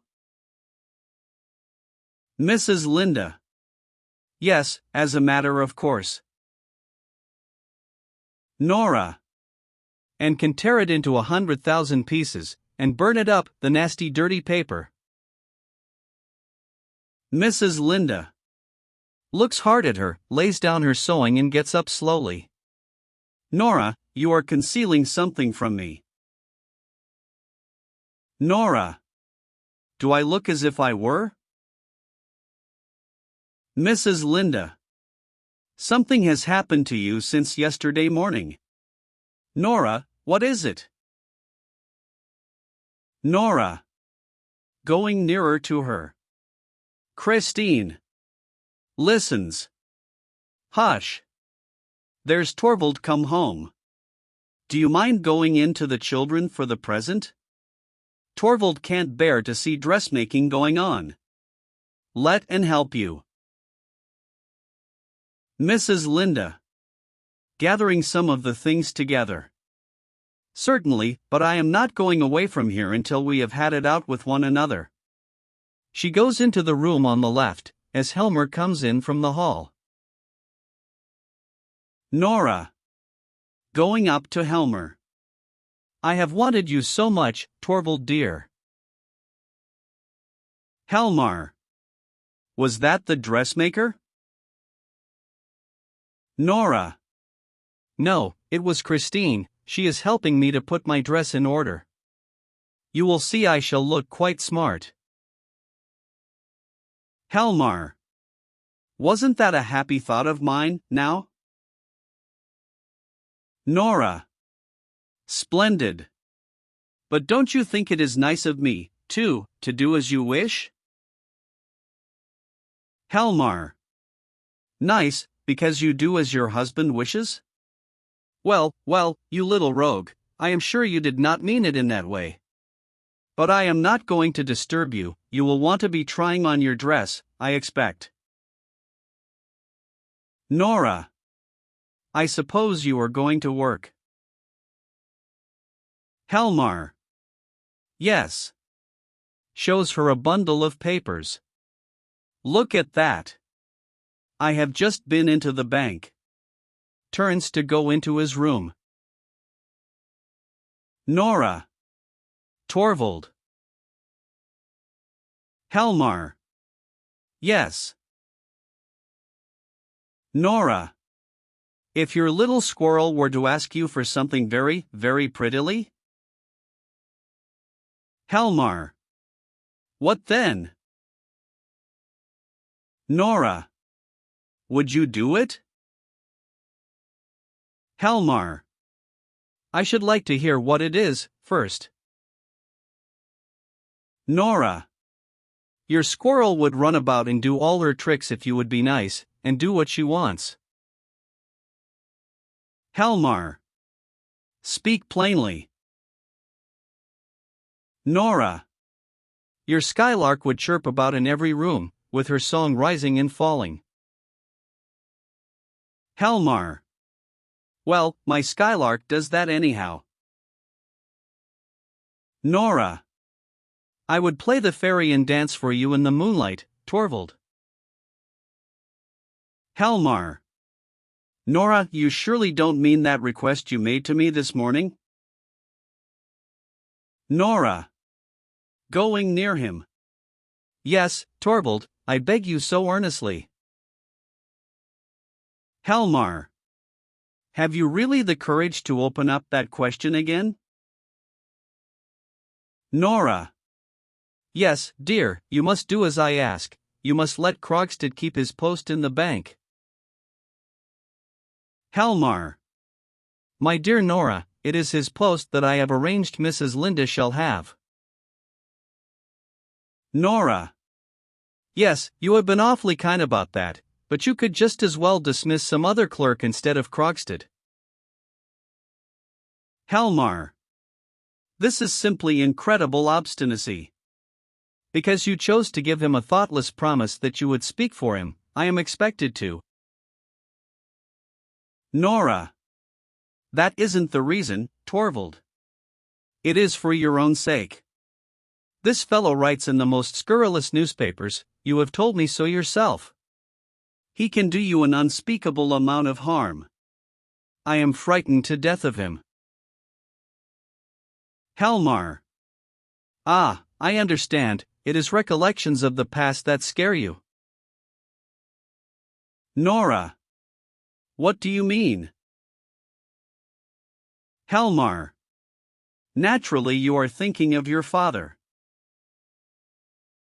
Nora. Yes, of course. Just recall to your mind what these malicious creatures wrote in the papers about Papa, and how horribly they slandered him. I believe they would have procured his dismissal if the department had not sent you over to inquire into it, and if you had not been so kindly disposed and helpful to him. Helmar. My little Nora, there is an important difference between your father and me. Your father's reputation as a public official was not above suspicion. Mine is, and I hope it will continue to be so, as long as I hold my office. Nora. You never can tell what mischief these men may contrive. We ought to be so well off, so snug and happy here in our peaceful home, and have no cares, you and I and the children, Torvald. That is why I beg you so earnestly. Helmar. And it is just by interceding for him that you make it impossible for me to keep him. It is already known at the bank that I mean to dismiss Krogstad. Is it to get about now that the new manager has changed his mind at his wife's bidding? Nora. And what if it did? Helmar. Of course, if only this obstinate little person can get her way. Do you suppose I am going to make myself ridiculous before my whole staff, to let people think that I am a man to be swayed by all sorts of outside influence? I should very soon feel the consequences of it, I can tell you. And besides, there is one thing that makes it quite impossible for me to have Krogstad in the bank as long as I am manager. Nora. Whatever is that? Helmar. His moral failings I might perhaps have overlooked, if necessary. Nora. Yes, you could, couldn't you? Helmar. And I hear he is a good worker, too. But I knew him when we were boys. It was one of those rash friendships that so often prove an incubus in afterlife. I may as well tell you plainly, we were once on very intimate terms with one another. But this tactless fellow lays no restraint on himself when other people are present. On the contrary, he thinks it gives him the right to adopt a familiar tone with me, and every minute it is I say, Helmer, old fellow, and that sort of thing. I assure you it is extremely painful for me. He would make my position in the bank intolerable. Nora. Torvald, I don't believe you mean that. Helmar. Don't you? Why not? Nora. Because it is such a narrow-minded way of looking at things. Helmar. What are you saying? Narrow-minded? Do you think I am narrow-minded? Nora. No, just the opposite, dear, and it is exactly for that reason. Helmar. It's the same thing. You say my point of view is narrow-minded, so I must be so too. Narrow-minded. Very well, I must put an end to this. Goes to the hall door and calls. Helen. Nora. What are you going to do? Helmar. Looking among his papers. Settle it. Enter maid. Look here, take this letter and go downstairs with it at once. Find a messenger and tell him to deliver it, and be quick. The address is on it, and here is the money. Maid. Very well, sir. Exit with the letter. Helmar. Putting his papers together. Now then, little Miss Obstinate. Nora. Breathlessly. Torvald, what was that letter? Helmar. Krogstad's dismissal. Nora. Call her back, Torvald. There is still time. Oh, Torvald, call her back. Do it for my sake, for your own sake, for the children's sake. Do you hear me, Torvald? Call her back. You don't know what that letter can bring upon us. Helmar. It's too late. Nora. Yes, it's too late. Helmar. My dear Nora, I can forgive the anxiety you are in, although really it is an insult to me. It is, indeed. Isn't it an insult to think that I should be afraid of a starving quill driver's vengeance? But I forgive you nevertheless, because it is such eloquent witness to your great love for me. Takes her in his arms. And that is as it should be, my own darling Nora. Come what will, you may be sure I shall have both courage and strength if they be needed. You will see I am man enough to take everything upon myself. Nora. In a horror-stricken voice. What do you mean by that? Helmar. Everything, I say.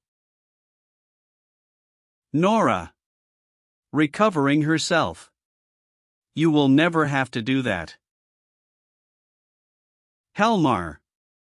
That's right. Well, we will share it, Nora, as man and wife should. That is how it shall be. Caressing her. Are you content now? There. There, not these frightened dove's eyes. The whole thing is only the wildest fancy. Now, you must go and play through the tarantella and practice with your tambourine. I shall go into the inner office and shut the door, and I shall hear nothing. You can make as much noise as you please. Turns back at the door. And when Rank comes, tell him where he will find me. Nods to her, takes his papers and goes into his room, and shuts the door after him. Nora. Bewildered with anxiety, stands as if rooted to the spot, and whispers. He was capable of doing it. He will do it. He will do it in spite of everything. No, not that. Never, never. Anything rather than that. Oh, for some help, some way out of it. The doorbell rings. Dr. Rank. Anything rather than that, anything, whatever it is. She puts her hands over her face, pulls herself together, goes to the door and opens it.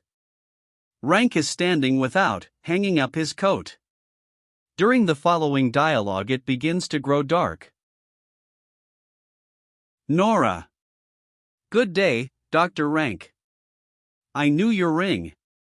But you mustn't go into Torvald now, I think he is busy with something. Rank. And you? Nora. Brings him in and shuts the door after him. Oh, you know very well I always have time for you. Rank. Thank you. I shall make use of as much of it as I can. Nora. What do you mean by that? As much of it as you can? Rank. Well, does that alarm you? Nora. It was such a strange way of putting it. Is anything likely to happen? Rank. Nothing but what I have long been prepared for. But I certainly didn't expect it to happen so soon. Nora. Gripping him by the arm. What have you found out? Dr. Rank, you must tell me. Rank. Sitting down by the stove. It is all up with me. And it can't be helped.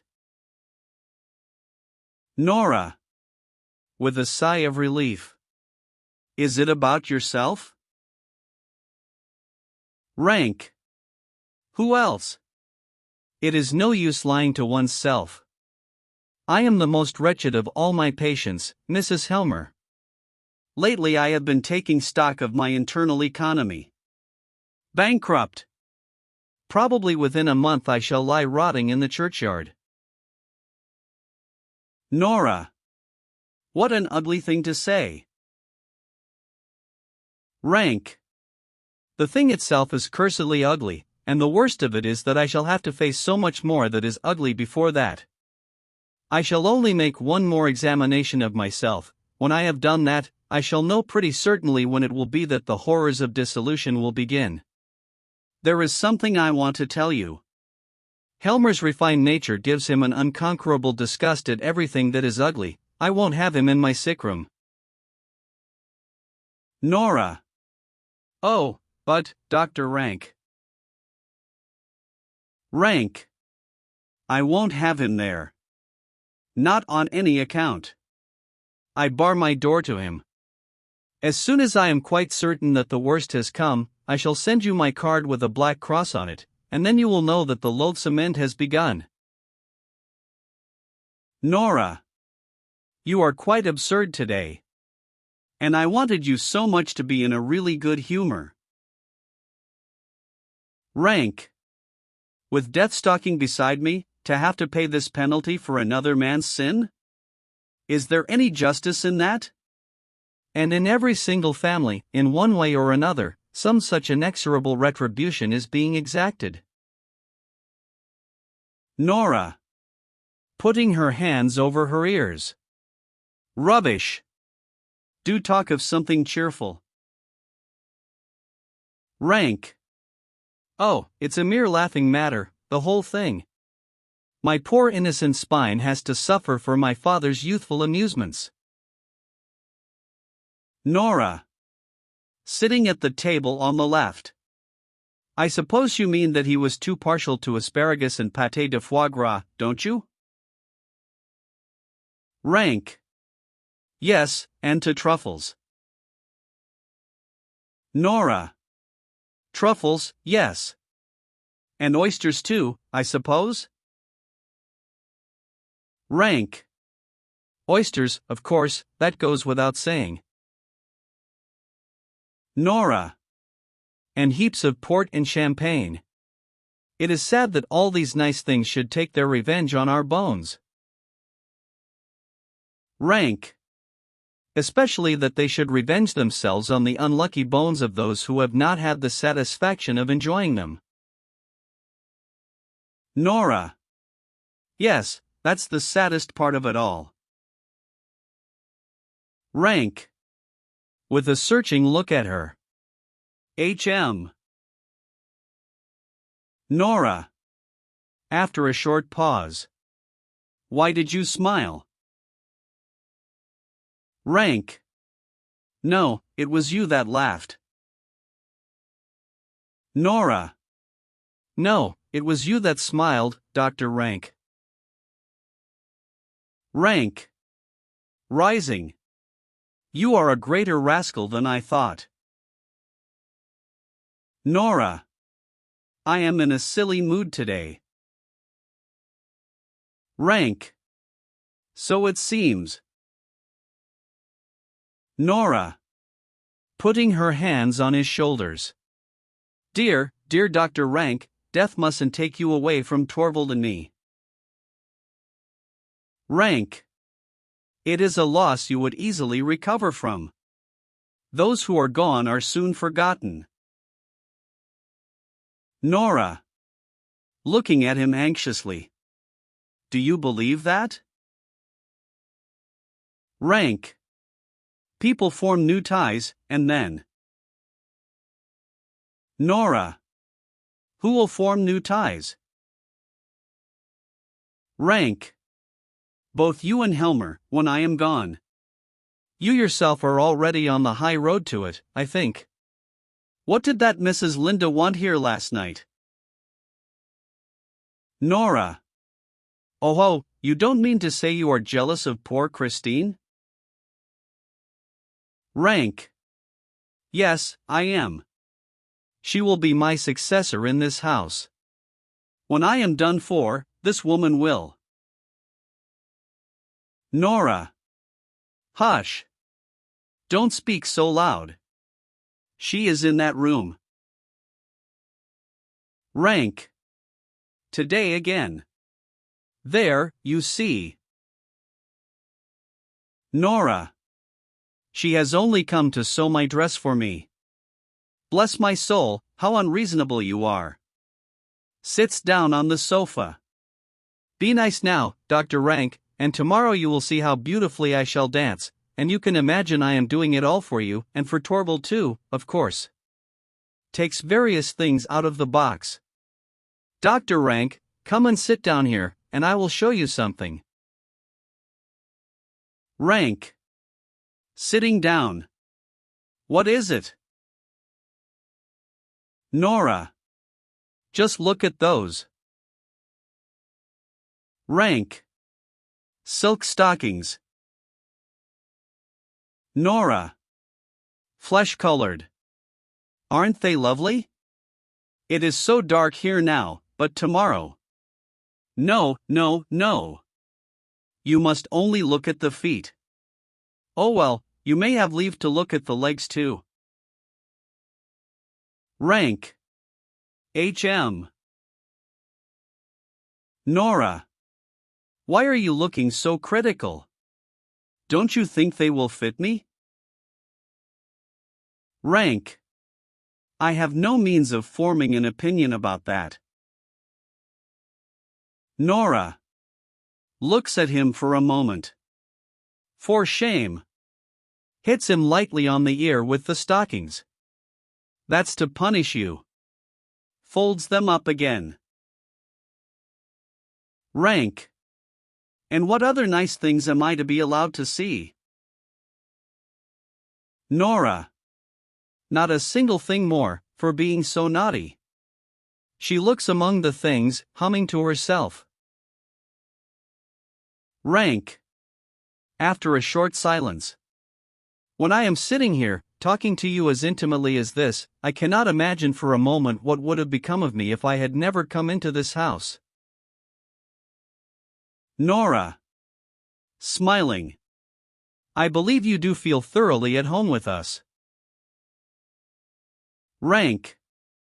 In a lower voice, looking straight in front of him. And to be obliged to leave it all. Nora.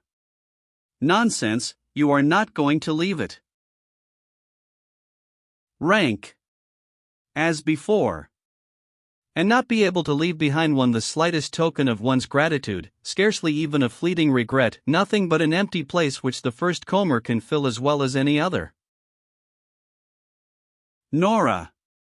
And if I asked you now for a? No. Rank. For what? Nora. For a big proof of your friendship. Rank. Yes. Nora. I mean a tremendously big favor. Rank. Would you really make me so happy for once? Nora. Ah, but you don't know what it is yet. Rank. No, but tell me. Nora. I really can't, Dr. Rank.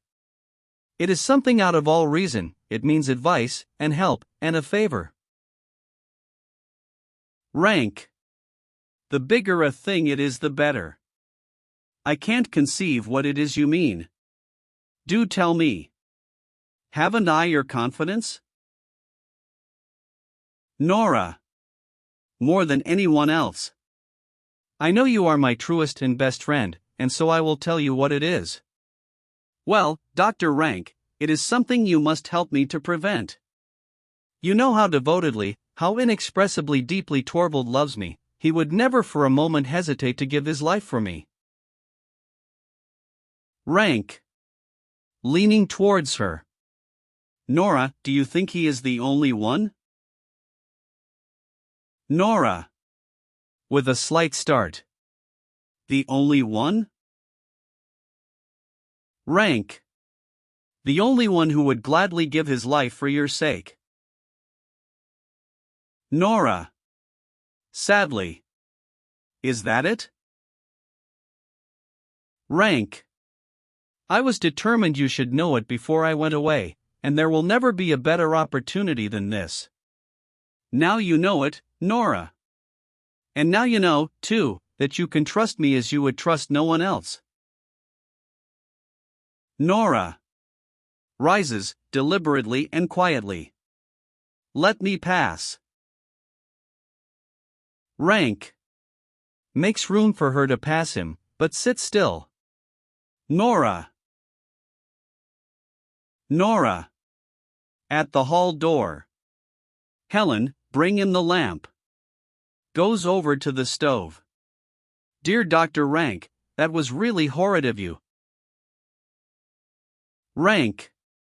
To have loved you as much as anyone else does? Was that horrid? Nora. No, but to go and tell me so. There was really no need. Rank. What do you mean? Did you know? Maid enters with lamp, puts it down on the table, and goes out. Nora. Mrs. Helmer, tell me, had you any idea of this? Nora. Oh, how do I know whether I had or whether I hadn't? I really can't tell you. To think you could be so clumsy, Dr. Rank. We were getting on so nicely. Rank. Well, at all events you know now that you can command me, body and soul. So won't you speak out? Nora. Looking at him. After what happened? Rank. I beg you to let me know what it is. Nora. I can't tell you anything now. Rank. Yes, yes. You mustn't punish me in that way. Let me have permission to do for you whatever a man may do. Nora. You can do nothing for me now. Besides, I really don't need any help at all. You will find that the whole thing is merely fancy on my part. It really is so, of course it is. Sits down in the rocking chair, and looks at him with a smile. You are a nice sort of man, Dr. Rank. Don't you feel ashamed of yourself, now the lamp has come? Rank. Not a bit. But perhaps I had better go, forever? Nora. No, indeed, you shall not. Of course you must come here just as before. You know very well Torvald can't do without you. Rank. Yes, but you? Nora. Oh, I am always tremendously pleased when you come. Rank. It is just that put me on the wrong track. You are a riddle to me. I have often thought that you would almost as soon be in my company as in Helmer's. Nora. Yes, you see, there are some people one loves best, and others whom one would almost always rather have as companions. Rank. Yes, there is something in that. Nora. When I was at home, of course I loved Papa best. But I always thought it tremendous fun if I could steal down into the maid's room, because they never moralist at all, and talk to each other about such entertaining things. Rank. I see, it is their place I have taken. Nora. Jumping up and going to him. Oh, dear, nice Dr. Rank, I never meant that at all. But surely you can understand that being with Torvald is a little like being with Papa. Enter maid from the hall. Maid. If you please, ma'am. Whispers and hands her a card. Nora. Glancing at the card. Oh. Puts it in her pocket. Rank. Is there anything wrong? Nora. No, not in the least. It is only something, it is my new dress. Rank. What? Your dress is lying there. Nora. Oh, yes, that one, but this is another. I ordered it. Torvald mustn't know about it. Rank. Oh ho! Then that was the great secret. Nora. Of course. Just go into him, he is sitting in the inner room. Keep him as long as. Rank. Make your mind easy, I won't let him escape.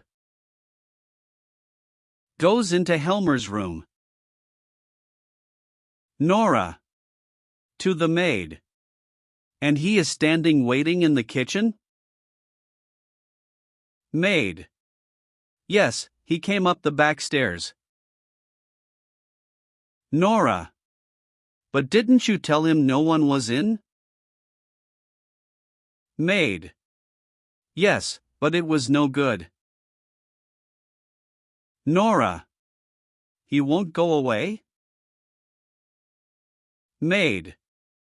No, he says he won't until he has seen you, ma'am. Nora. Well, let him come in, but quietly. Helen, you mustn't say anything about it to anyone. It is a surprise for my husband. Maid. Yes, ma'am, I quite understand. Exit. Nora. This dreadful thing is going to happen. It will happen in spite of me. No, it can't happen, it shan't happen. She bolts the door of Helmer's room. The maid opens the hall door for Krogstad and shuts it after him. He is wearing a fur coat, high boots, and a fur cap. Nora. Advancing towards him. Speak low, my husband is at home. Krogstad. No matter about that. Nora. What do you want of me? Krogstad. An explanation of something. Nora. Make haste then. What is it? Krogstad. You know, I suppose, that I have got my dismissal. Nora. I couldn't prevent it, Mr. Krogstad. I fought as hard as I could on your side, but it was no good. Krogstad. Does your husband love you so little, then? He knows what I can expose you to, and yet he ventures. Nora. How can you suppose that he has any knowledge of the sort? Krogstad. I didn't suppose so at all. It would not be the least like our dear Torvald Helmer to show so much courage. Nora. Mr. Krogstad, a little respect for my husband, please. Krogstad. Certainly, all the respect he deserves. But since you have kept the matter so carefully to yourself, I make bold to suppose that you have a little clearer idea than you had yesterday of what it actually is that you have done? Nora. More than you could ever teach me. Krogstad. Yes, such a bad lawyer as I am. Nora. What is it you want of me? Krogstad. Only to see how you were, Mrs. Helmer. I have been thinking about you all day long. A mere cashier, a quill driver, a man like me, even he has a little of what is called feeling, you know. Nora. Show it, then, think of my little children. Krogstad. Have you and your husband thought of mine? But never mind about that. I only wanted to tell you that you need not take this matter too seriously. In the first place, there will be no accusation made on my part. Nora. No, of course not, I was sure of that. Krogstad. The whole thing can be arranged amicably, there is no reason why anyone should know anything about it. It will remain a secret between us three.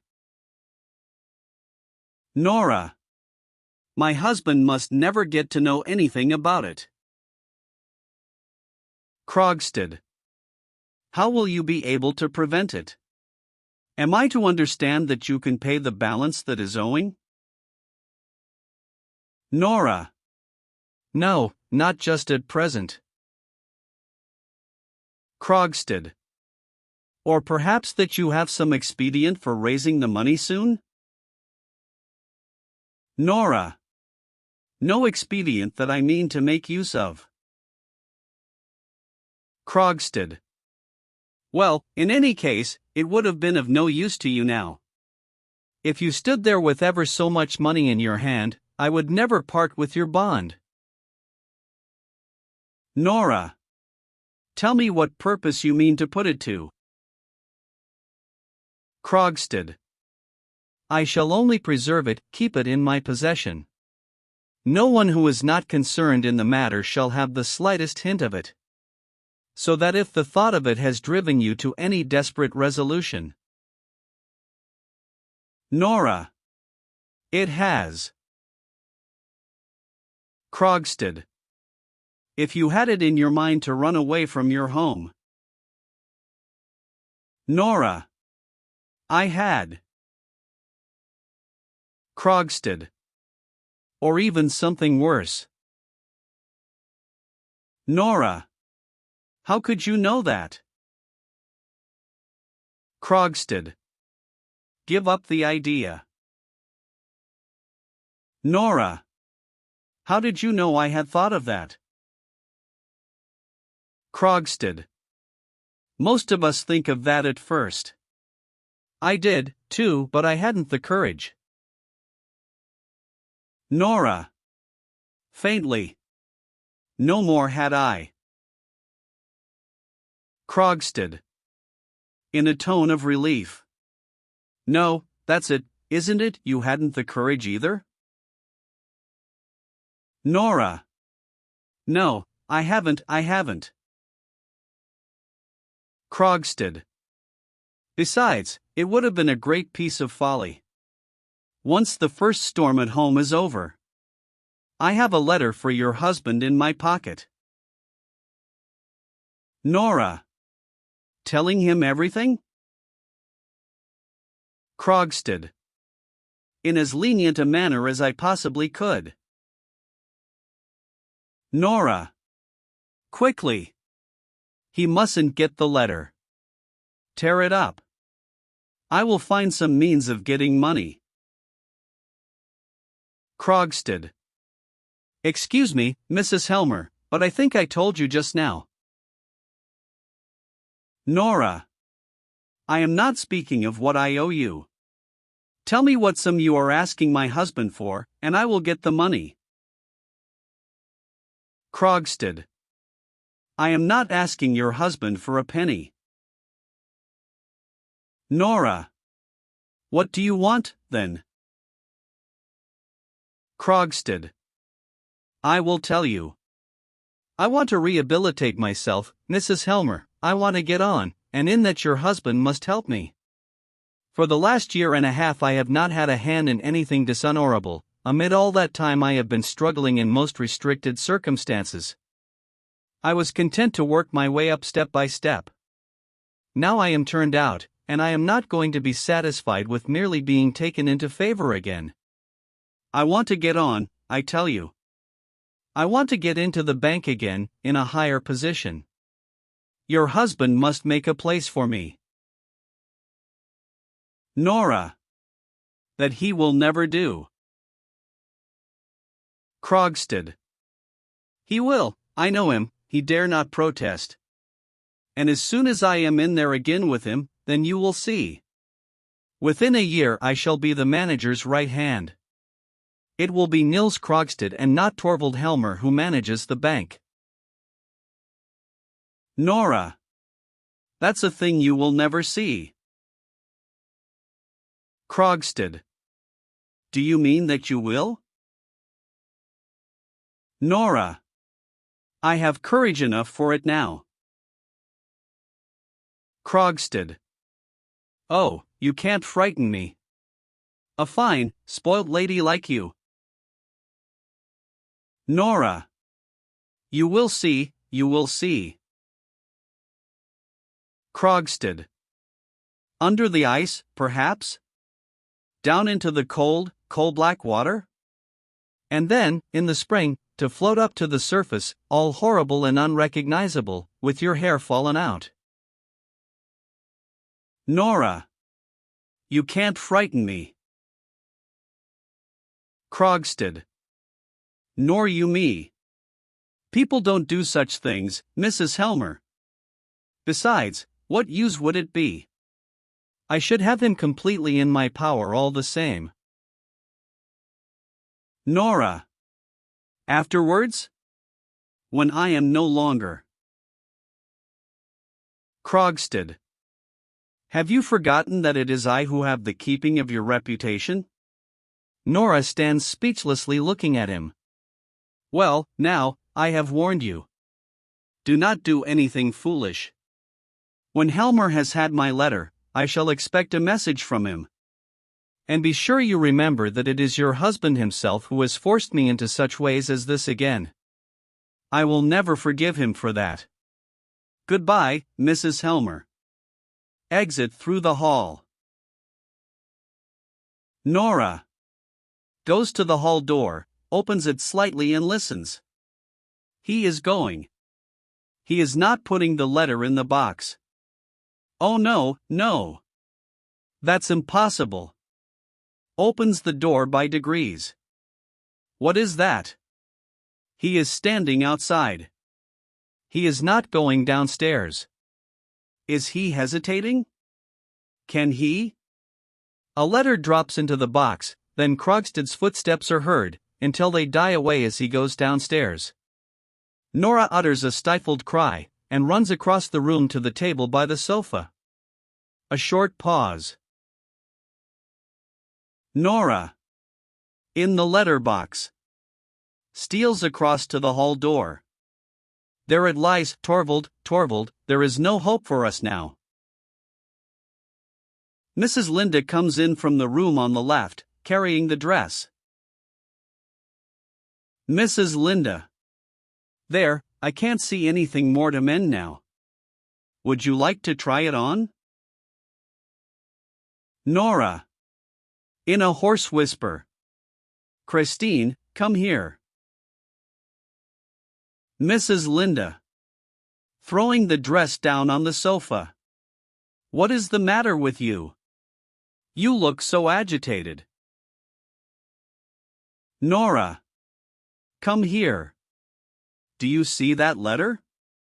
There, look, you can see it through the glass in the letter box. Mrs. Linda. Yes, I see it. Nora. That letter is from Krogstad. Mrs. Linda. Nora, it was Krogstad who lent you the money. Nora.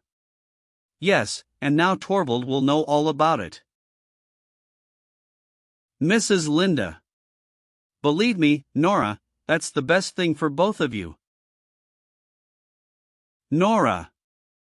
You don't know all. I forged a name. Mrs. Linda. Good heavens. Nora. I only want to say this to you, Christine, you must be my witness.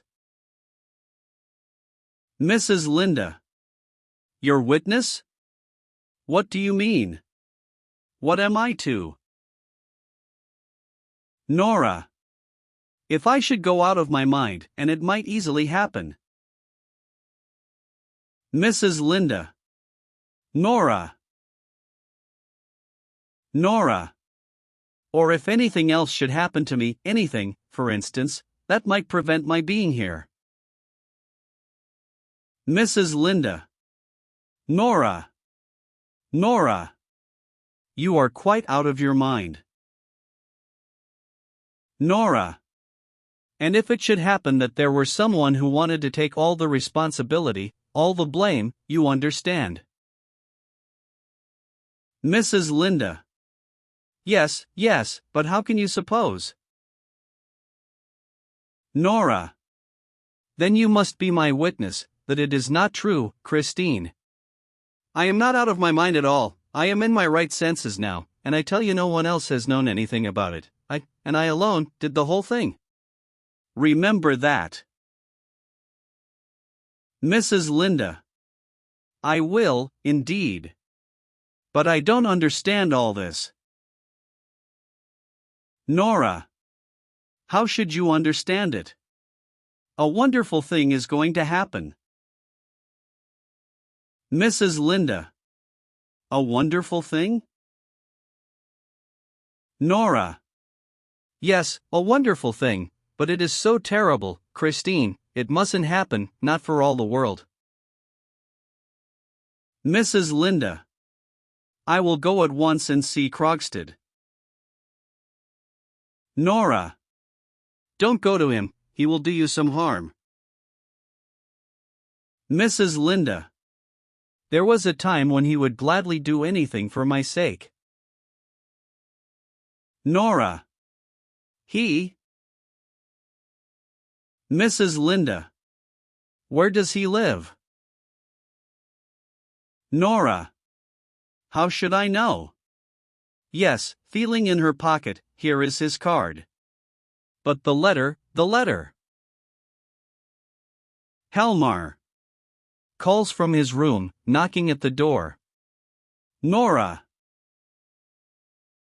Nora. Cries out anxiously. Oh, what's that? What do you want? Helmar. Don't be so frightened. We are not coming in, you have locked the door. Are you trying on your dress? Nora. Yes, that's it. I look so nice, Torvald. Mrs. Linda. Who has read the card? I see he lives at the corner here. Nora. Yes, but it's no use. It is hopeless. The letter is lying there in the box. Mrs. Linda. And your husband keeps the key?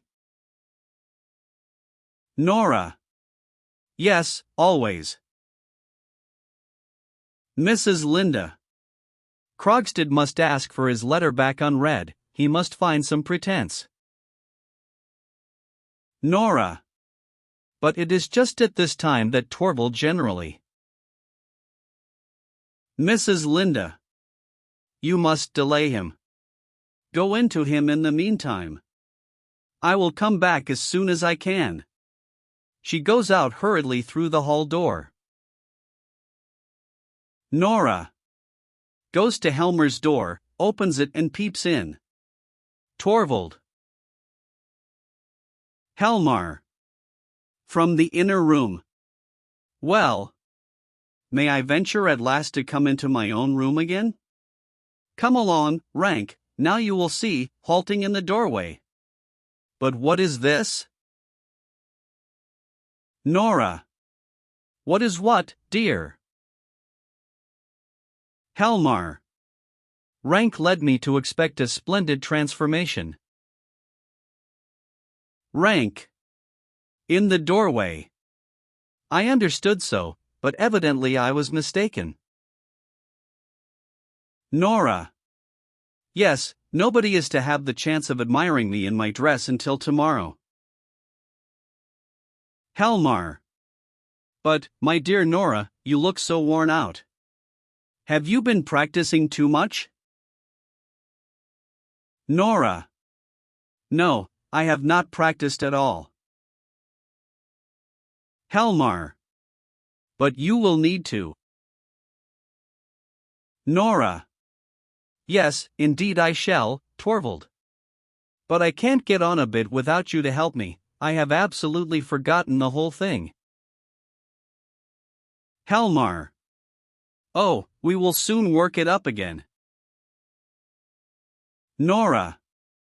Yes, help me, Torvald. Promise that you will. I am so nervous about it, all the people. You must give yourself up to me entirely this evening. Not the tiniest bit of business, you mustn't even take a pen in your hand. Will you promise, Torvald dear? Helmar. I promise. This evening I will be wholly and absolutely at your service, you helpless little mortal. Ah, by the way, first of all I will just goes towards the hall door. Nora. What are you going to do there? Helmar.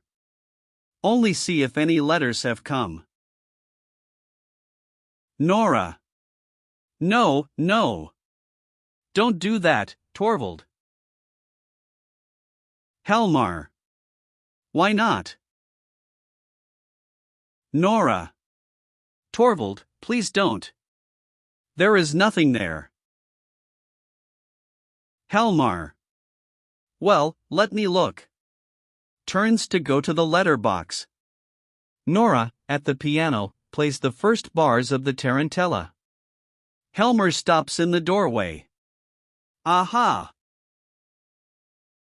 Nora. I can't dance tomorrow if I don't practice with you. Helmar. Going up to her. Are you really so afraid of it, dear? Nora. Yes, so dreadfully afraid of it. Let me practice at once, there is time now, before we go to dinner. Sit down and play for me, Torvald dear, criticize me, and correct me as you play. Helmar. With great pleasure, if you wish me to. Sits down at the piano. Nora. Takes out of the box a tambourine and a long variegated shawl. She hastily drapes the shawl round her. Then she springs to the front of the stage and calls out.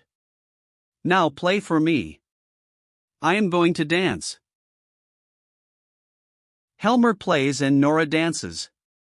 Rank stands by the piano behind Helmar and looks on. Helmar. As he plays. Slower, slower. Nora. I can't do it any other way. Helmar. Not so violently, Nora. Nora. This is the way. Helmar. Stops playing. No, no, that is not a bit right. Nora. Laughing and swinging the tambourine. Didn't I tell you so? Rank. Let me play for her. Helmar. Getting up. Yes, do. I can correct her better then. Rank sits down at the piano and plays. Nora dances more and more wildly. Helmar has taken up a position beside the stove, and during her dance gives her frequent instructions. She does not seem to hear him. Her hair comes down and falls over her shoulders. She pays no attention to it, but goes on dancing. Enter Mrs. Linda. Mrs. Linda, standing as if spellbound in the doorway. Oh! Nora, as she dances. Such fun, Christine. Helmar. My dear darling Nora, you are dancing as if your life depended on it. Nora. So it does. Helmar. Stop, Rank, this is sheer madness. Stop, I tell you. Rank stops playing, and Nora suddenly stands still. Helmer goes up to her. I could never have believed it. You have forgotten everything I taught you. Nora. Throwing away the tambourine. There, you see. Helmar. You will want a lot of coaching. Nora. Yes, you see how much I need it. You must coach me up to the last minute. Promise me that, Torvald. Helmar.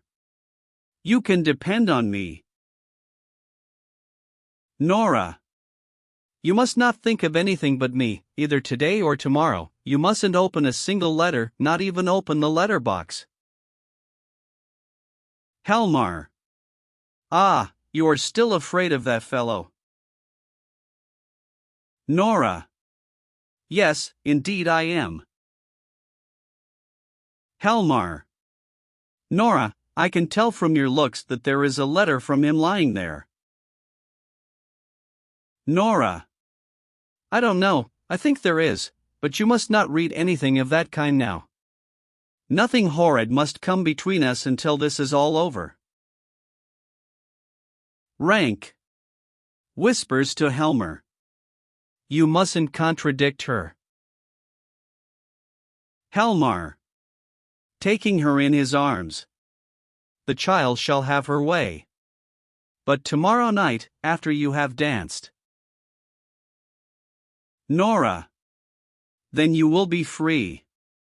The maid appears in the doorway to the right. Maid. Dinner is served, ma'am. Nora. We will have champagne, Helen. Maid. Very good, ma'am. Exit. Helmar. Hello, are we going to have a banquet? Nora. Yes, a champagne banquet until the small hours. Calls out. And a few macaroons, Helen, lots, just for once. Helmar. Come, come, don't be so wild and nervous. Be my own little skylark, as you used. Nora. Yes, dear, I will. But go in now, and you too, Dr. Rank. Christine, you must help me to do up my hair. Rank. Whispers to Helmer as they go out. I suppose there is nothing, she is not expecting anything? Helmar. Far from it, my dear fellow, it is simply nothing more than this childish nervousness I was telling you of. They go into the right-hand room. Nora. Well. Mrs. Linda. Gone out of town. Nora. I could tell from your face. Mrs. Linda. He is coming home tomorrow evening. I wrote a note for him. Nora. You should have let it alone, you must prevent nothing. After all, it is splendid to be waiting for a wonderful thing to happen. Mrs. Linda. What is it that you are waiting for? Nora. Oh, you wouldn't understand. Go in to them, I will come in a moment. Mrs. Linda goes into the dining room. Nora stands still for a little while, as if to compose herself. Then she looks at her watch. 5 o'clock. 7 hours until midnight, and then 24 hours until the next midnight. Then the tarantella will be over. 24 and 7? 31 hours to live. Helmar. From the doorway on the right. Where's my little skylark? Nora. Going to him with her arms outstretched. Here she is. Act 3. The same scene. The table has been placed in the middle of the stage, with chairs around it.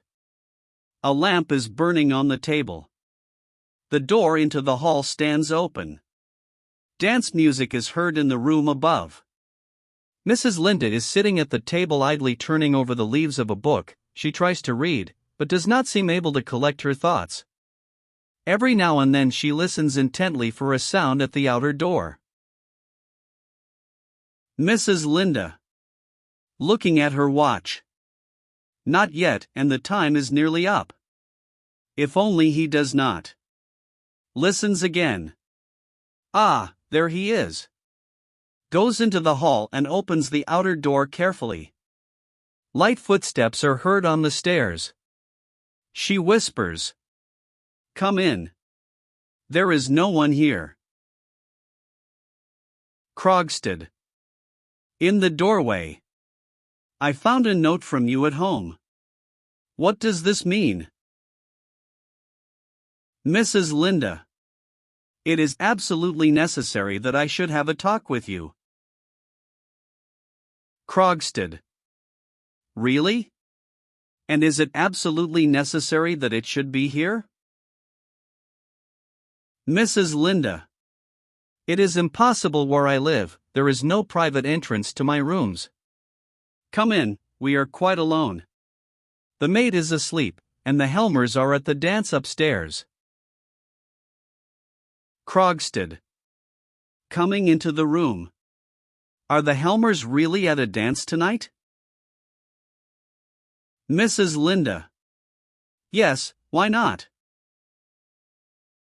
Krogstad. Certainly, why not? Mrs. Linda. Now, Nils, let us have a talk. Krogstad. Can we two have anything to talk about? Mrs. Linda. We have a great deal to talk about. Krogstad. I shouldn't have thought so. Mrs. Linda. No, you have never properly understood me. Krogstad. Was there anything else to understand except what was obvious to all the world? A heartless woman jilts a man when a more lucrative chance turns up? Mrs. Linda. Do you believe I am as absolutely heartless as all that? And do you believe that I did it with a light heart? Krogstad. Didn't you? Mrs. Linda. Nils, did you really think that? Krogstad. If it were as you say, why did you write to me as you did at the time? Mrs. Linda. I could do nothing else. As I had to break with you, it was my duty also to put an end to all that you felt for me. Krogstad. Wringing his hands. So that was it. And all this only for the sake of money. Mrs. Linda. You must not forget that I had a helpless mother and 2 little brothers. We couldn't wait for you, Nils, your prospects seemed hopeless then. Krogstad. That may be so, but you had no right to throw me over for anyone else's sake. Mrs. Linda. Indeed, I don't know. Many a time did I ask myself if I had the right to do it. Krogstad.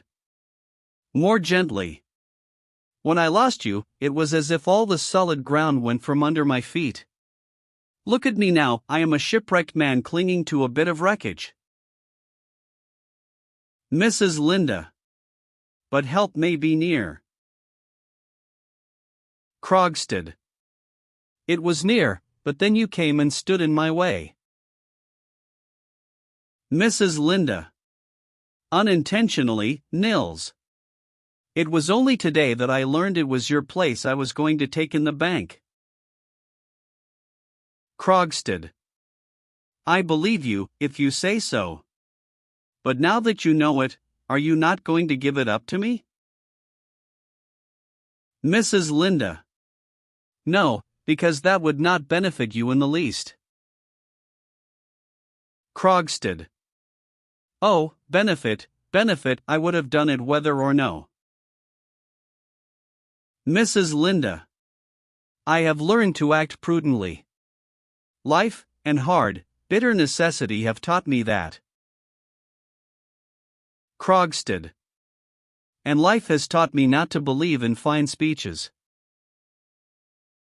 Mrs. Linda. Then life has taught you something very reasonable. But deeds you must believe in? Krogstad. What do you mean by that? Mrs. Linda. You said you were like a shipwrecked man clinging to some wreckage. Krogstad. I had good reason to say so. Mrs. Linda. Well, I am like a shipwrecked woman clinging to some wreckage, no one to mourn for, no one to care for. Krogstad. It was your own choice. Mrs. Linda. There was no other choice, then. Krogstad.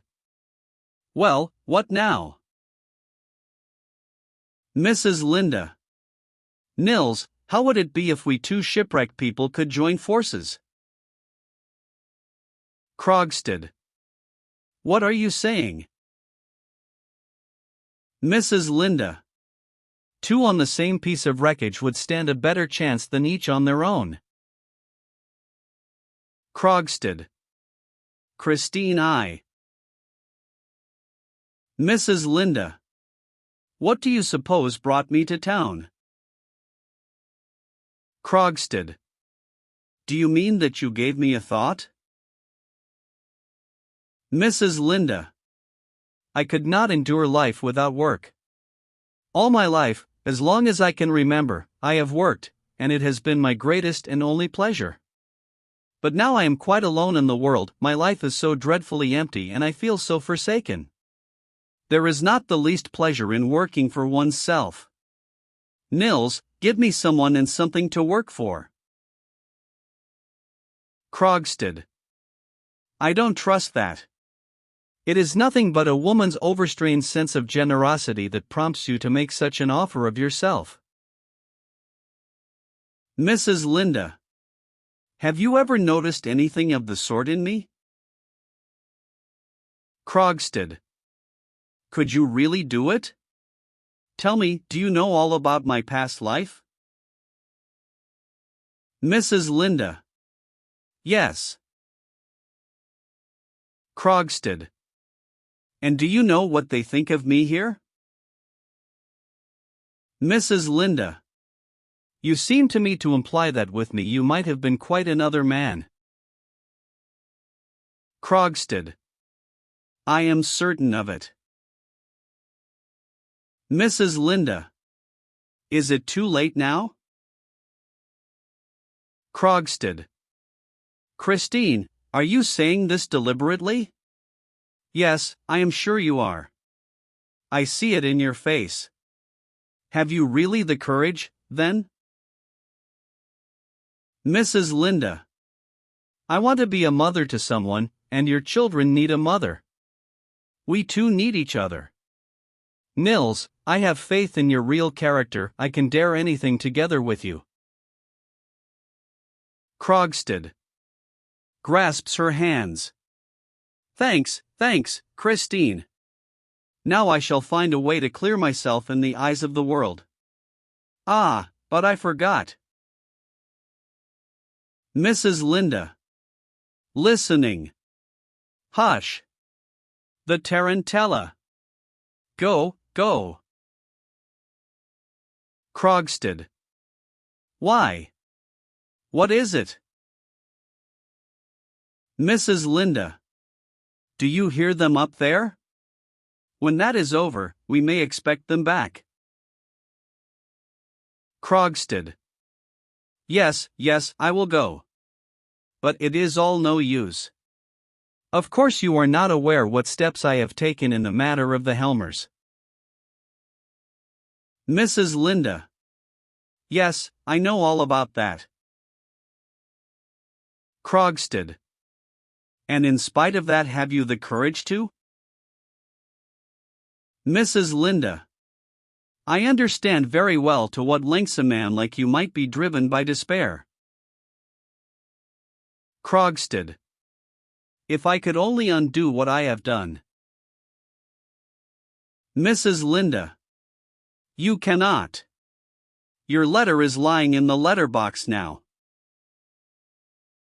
Krogsted. Are you sure of that? Mrs. Linda. Quite sure, but. Krogsted.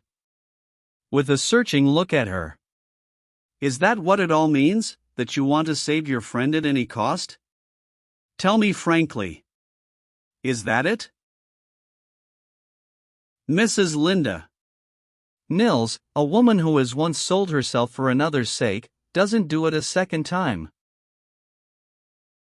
Krogsted. I will ask for my letter back. Mrs. Linda. No, no. Krogsted. Yes, of course I will. I will wait here until Helmer comes. I will tell him he must give me my letter back, that it only concerns my dismissal, that he is not to read it. Mrs. Linda. No, Nils, you must not recall your letter. Krogsted.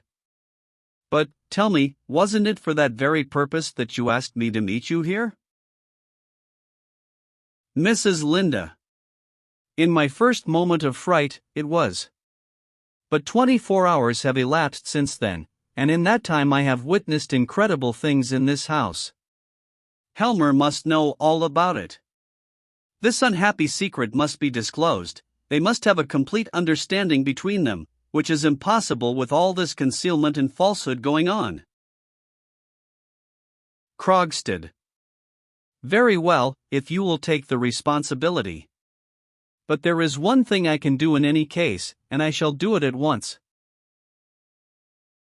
Mrs. Linda. Listening. You must be quick and go. The dance is over, we are not safe a moment longer.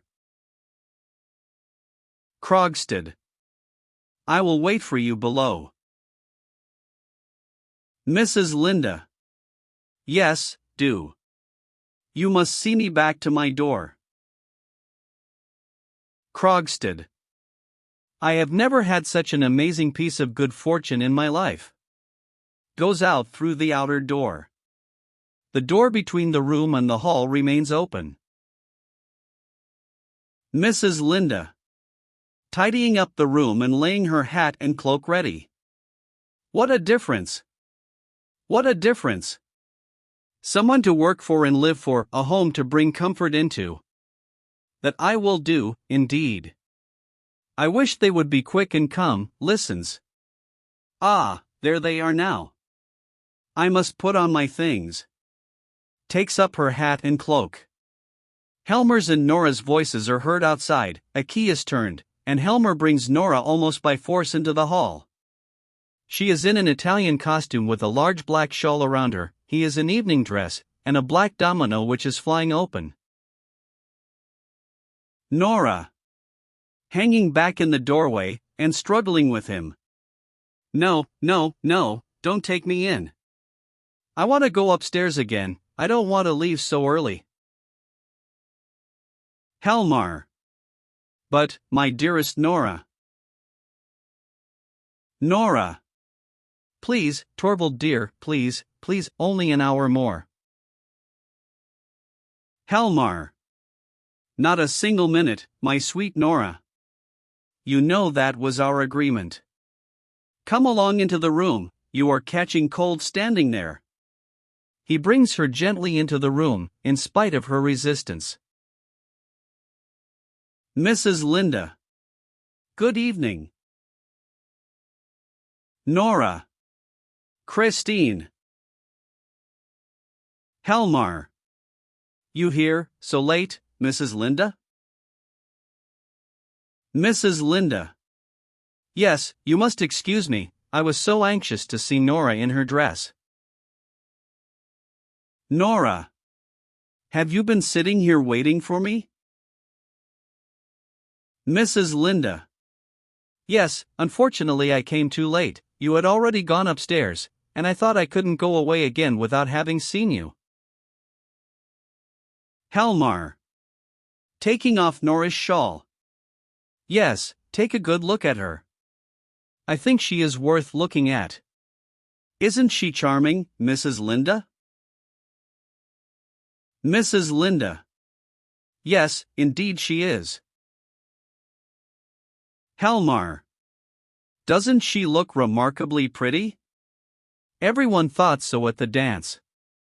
But she is terribly self-willed, this sweet little person. What are we to do with her? You will hardly believe that I had almost to bring her away by force. Nora. Torvald, you will repent not having let me stay, even if it were only for half an hour. Helmar. Listen to her, Mrs. Linda. She had danced her tarantella, and it had been a tremendous success, as it deserved, although possibly the performance was a trifle too realistic, a little more so, than was strictly compatible with the limitations of art. But never mind about that. The chief thing is, she had made a success, she had made a tremendous success. Do you think I was going to let her remain there after that, and spoil the effect? No, indeed. I took my charming little Capri maiden, my capricious little Capri maiden, I should say, on my arm, took one quick turn round the room, a curtsy on either side, and, as they say in novels, the beautiful apparition disappeared. An exit ought always to be effective, Mrs. Linda, but that is what I cannot make Nora understand. Pooh! This room is hot. Throws his domino on a chair, and opens the door of his room. Hello? It's all dark in here. Oh, of course, excuse me. He goes in, and lights some candles. Nora. In a hurried and breathless whisper. Well. Mrs. Linda. In a low voice. I have had a talk with him. Nora. Yes, Anne. Mrs. Linda. Nora, you must tell your husband all about it. Nora. In an expressionless voice. I knew it. Mrs. Linda. You have nothing to be afraid of as far as Krogstad is concerned, but you must tell him. Nora. I won't tell him. Mrs. Linda. Then the letter will. Nora. Thank you, Christine. Now I know what I must do. Hush. Helmar. Coming in again. Well, Mrs. Linda, have you admired her? Mrs. Linda. Yes, and now I will say good night. Helmar. What, already? Is this yours, this knitting? Mrs. Linda. Taking it. Yes, thank you, I had very nearly forgotten it. Helmar. So you knit? Mrs. Linda. Of course. Helmar. Do you know, you ought to embroider? Mrs. Linda. Really? Why? Helmar. Yes, it's far more becoming. Let me show you. You hold the embroidery thus in your left hand, and use the needle with the right like this, with a long, easy sweep. Do you see? Mrs. Linda. Yes, perhaps. Helmar. But in the case of knitting, that can never be anything but ungraceful. Look here, the arms close together, the knitting needles going up and down, it has a sort of Chinese effect. That was really excellent champagne they gave us. Mrs. Linda. Well, good night, Nora, and don't be self-willed anymore. Helmar. That's right, Mrs. Linda. Mrs. Linda. Good night, Mr. Helmer. Helmar. Accompanying her to the door. Good night, good night. I hope you will get home all right. I should be very happy to, but you haven't any great distance to go. Good night, good night. She goes out, he shuts the door after her, and comes in again. Ah, at last we have got rid of her. She is a frightful bore, that woman. Nora. Aren't you very tired, Torvald? Helmar. No, not in the least. Nora. Nor sleepy? Helmar. Not a bit. On the contrary, I feel extraordinarily lively. And you really look both tired and sleepy. Nora. Yes, I am very tired. I want to go to sleep at once. Helmar. There, you see, it was quite right of me not to let you stay there any longer. Nora. Everything you do is quite right, Torvald. Helmar. Kissing her on the forehead. Now my little skylark is speaking reasonably. Did you notice what good spirits Rank was in this evening? Nora. Really? Was he? I didn't speak to him at all. Helmar. And I very little, but I have not for a long time seen him in such good form. Looks for a while at her and then goes nearer to her. It is delightful to be at home by ourselves again, to be all alone with you, you fascinating, charming little darling. Nora. Don't look at me like that, Torvald. Helmar. Why shouldn't I look at my dearest treasure, at all the beauty that is mine, all my very own? Nora. Going to the other side of the table. You mustn't say things like that to me tonight. Helmar. Following her. You have still got the tarantella in your blood, I see. And it makes you more captivating than ever. Listen, the guests are beginning to go now. In a lower voice. Nora, soon the whole house will be quiet. Nora. Yes, I hope so. Helmar. Yes, my own darling Nora. Do you know, when I am out at a party with you like this, why I speak so little to you, keep away from you, and only send a stolen glance in your direction now and then? Do you know why I do that? It is because I make believe to myself that we are secretly in love, and you are my secretly promised bride, and that no one suspects there is anything between us. Nora. Yes, I know very well your thoughts are with me all the time. Helmar.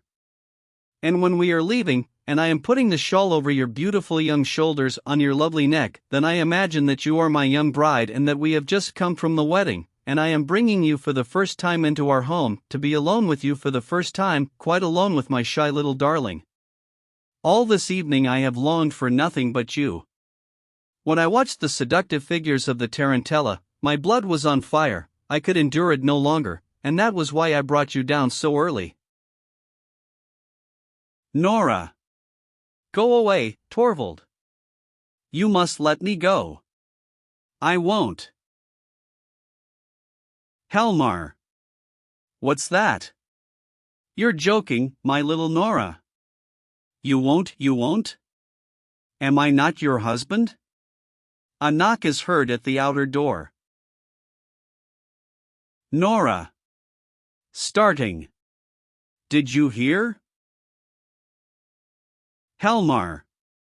Going into the hall. Who is it? Rank. Outside. It is I. May I come in for a moment? Helmar. In a fretful whisper. Oh, what does he want now? Aloud. Wait a minute. Unlocks the door. Come, that's kind of you not to pass by our door. Rank. I thought I heard your voice, and felt as if I should like to look in. With a swift glance round. Ah, yes, these dear familiar rooms. You are very happy and cozy in here, you too. Helmar. It seems to me that you looked after yourself pretty well upstairs too. Rank. Excellently. Why shouldn't I? Why shouldn't one enjoy everything in this world, at any rate as much as one can, and as long as one can? The wine was capital. Helmar. Especially the champagne. Rank. So you noticed that too? It is almost incredible how much I managed to put away. Nora.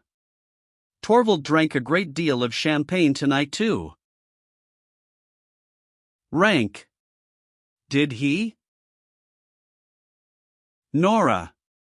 Yes, and he is always in such good spirits afterwards. Rank.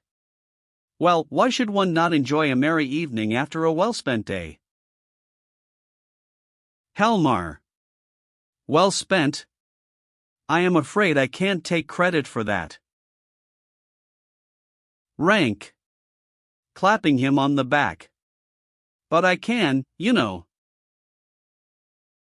Nora. Dr. Rank, you must have been occupied with some scientific investigation today. Rank. Exactly. Helmar. Just listen, little Nora talking about scientific investigations. Nora. And may I congratulate you on the result? Rank. Indeed you may. Nora. Was it favorable, then? Rank. The best possible, for both doctor and patient certainty. Nora. Quickly and searchingly. Certainty? Rank. Absolute certainty. So wasn't I entitled to make a merry evening of it after that? Nora. Yes, you certainly were, Dr. Rank. Helmar. I think so too, so long as you don't have to pay for it in the morning. Rank. Oh well, one can't have anything in this life without paying for it. Nora. Dr. Rank, are you fond of fancy dress balls? Rank. Yes, if there is a fine lot of pretty costumes. Nora. Tell me, what shall we two wear at the next? Helmar. Little Fetterbrain, are you thinking of the next already? Rank. We two? Yes, I can tell you. You shall go as a good fairy. Helmar. Yes, but what do you suggest as an appropriate costume for that? Rank. Let your wife go dressed just as she is in everyday life. Helmar. That was really very prettily turned. But can't you tell us what you will be? Rank. Yes, my dear friend, I have quite made up my mind about that. Helmar. Well. Rank. At the next fancy dress ball I shall be invisible. Helmar. That's a good joke. Rank. There is a big black hat. Have you never heard of hats that make you invisible? If you put one on, no one can see you. Helmar. Suppressing a smile. Yes, you are quite right. Rank. But I am clean forgetting what I came for. Helmer, give me a cigar, one of the dark Havanas. Helmar. With the greatest pleasure. Offers him his case. Rank. Takes a cigar and cuts off the end. Thanks. Nora. Striking a match. Let me give you a light. Rank. Thank you. She holds the match for him to light his cigar. And now goodbye. Helmar. Goodbye, goodbye, dear old man. Nora. Sleep well, Dr. Rank. Rank. Thank you for that wish. Nora. Wish me the same. Rank. You? Well, if you want me to sleep well. And thanks for the light. He nods to them both and goes out. Helmar. In a subdued voice. He has drunk more than he ought. Nora. Absently. Maybe. Helmer takes a bunch of keys out of his pocket and goes into the hall. Torvald. What are you going to do there? Helmar. Emptying the letter box, it is quite full, there will be no room to put the newspaper in tomorrow morning. Nora. Are you going to work tonight? Helmar. You know quite well I'm not. What is this? Someone has been at the lock. Nora.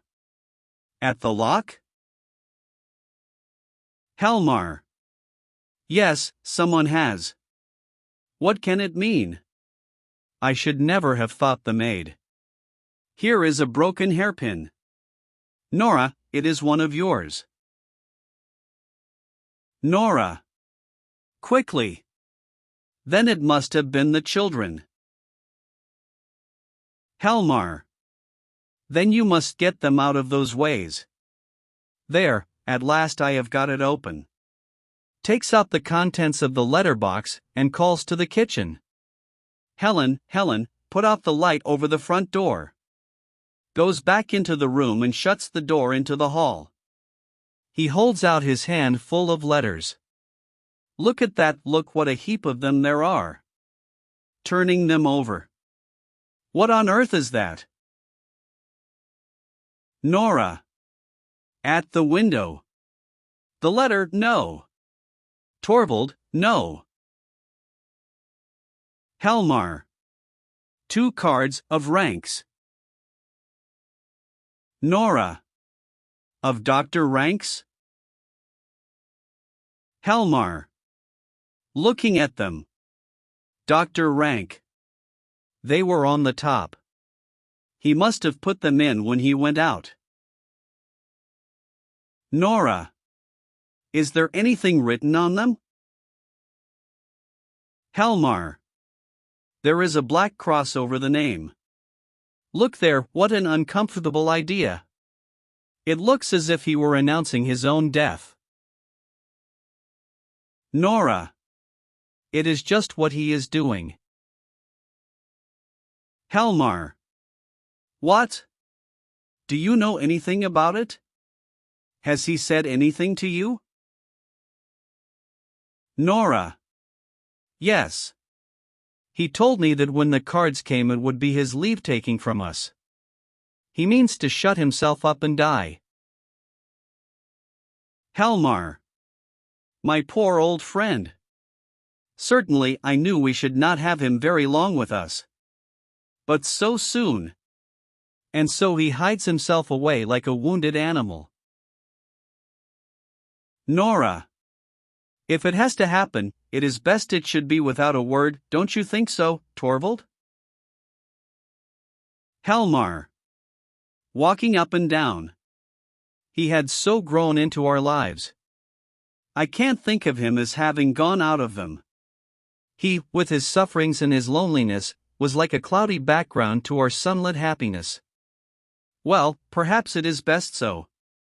For him, anyway. Standing still. And perhaps for us too, Nora. We two are thrown quite upon each other now. Puts his arms round her. My darling wife, I don't feel as if I could hold you tight enough.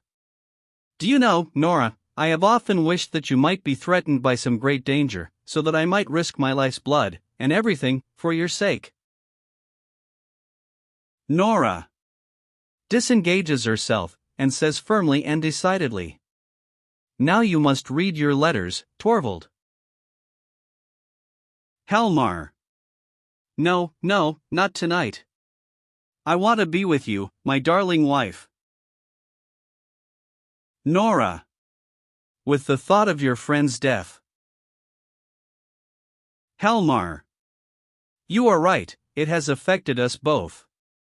Something ugly has come between us, the thought of the horrors of death. We must try and rid our minds of that. Until then, we will each go to our own room. Nora. Hanging on his neck. Good night, Torvald, good night. Helmar. Kissing her on the forehead. Good night, my little singing bird. Sleep sound, Nora. Now I will read my letters through. He takes his letters and goes into his room, shutting the door after him.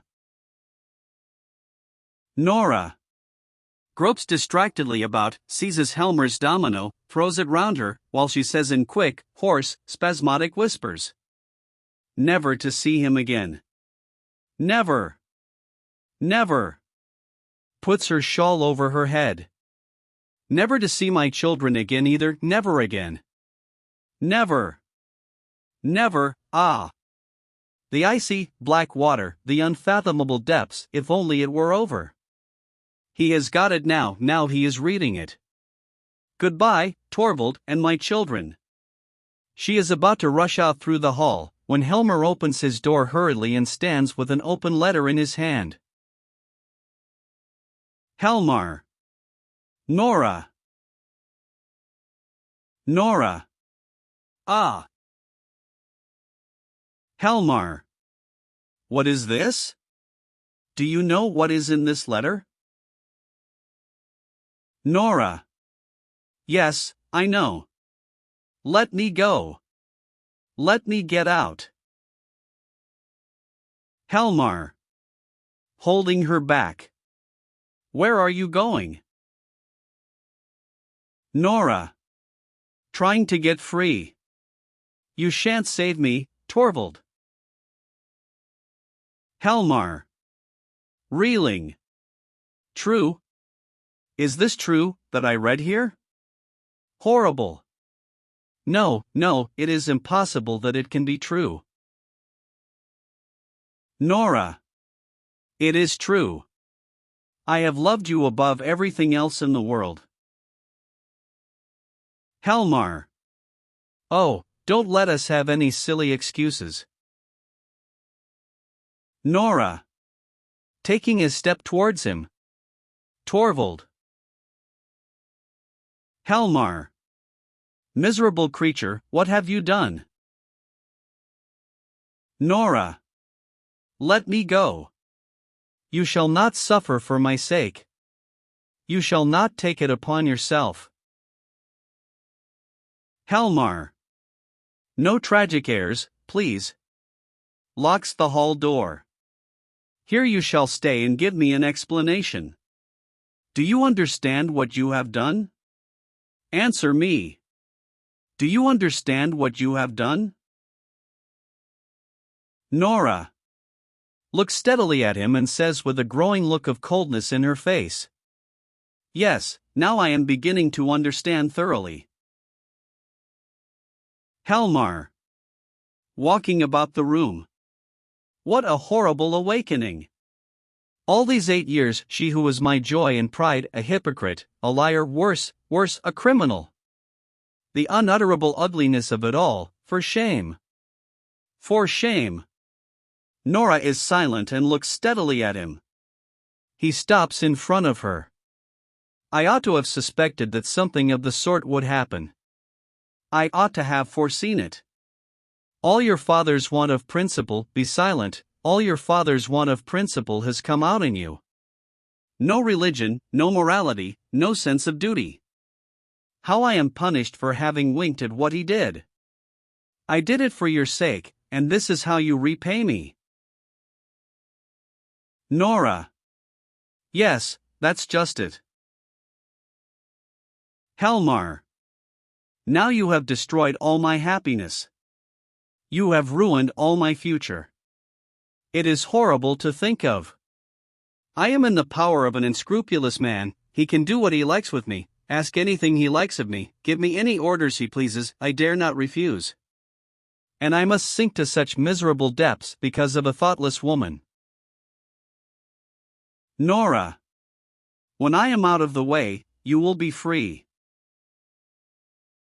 Helmar. No fine speeches, please. Your father had always plenty of those ready, too. What good would it be to me if you were out of the way, as you say? Not the slightest. He can make the affair known everywhere, and if he does, I may be falsely suspected of having been a party to your criminal action. Very likely people will think I was behind it all, that it was I who prompted you. And I have to thank you for all this, you whom I have cherished during the whole of our married life. Do you understand now what it is you have done for me? Nora. Coldly and quietly. Yes. Helmar. It is so incredible that I can't take it in. But we must come to some understanding. Take off that shawl. Take it off, I tell you. I must try and appease him some way or another. The matter must be hushed up at any cost. And as for you and me, it must appear as if everything between us were just as before, but naturally only in the eyes of the world. You will still remain in my house, that is a matter of course. But I shall not allow you to bring up the children, I dare not trust them to you. To think that I should be obliged to say so to one whom I have loved so dearly, and whom I still...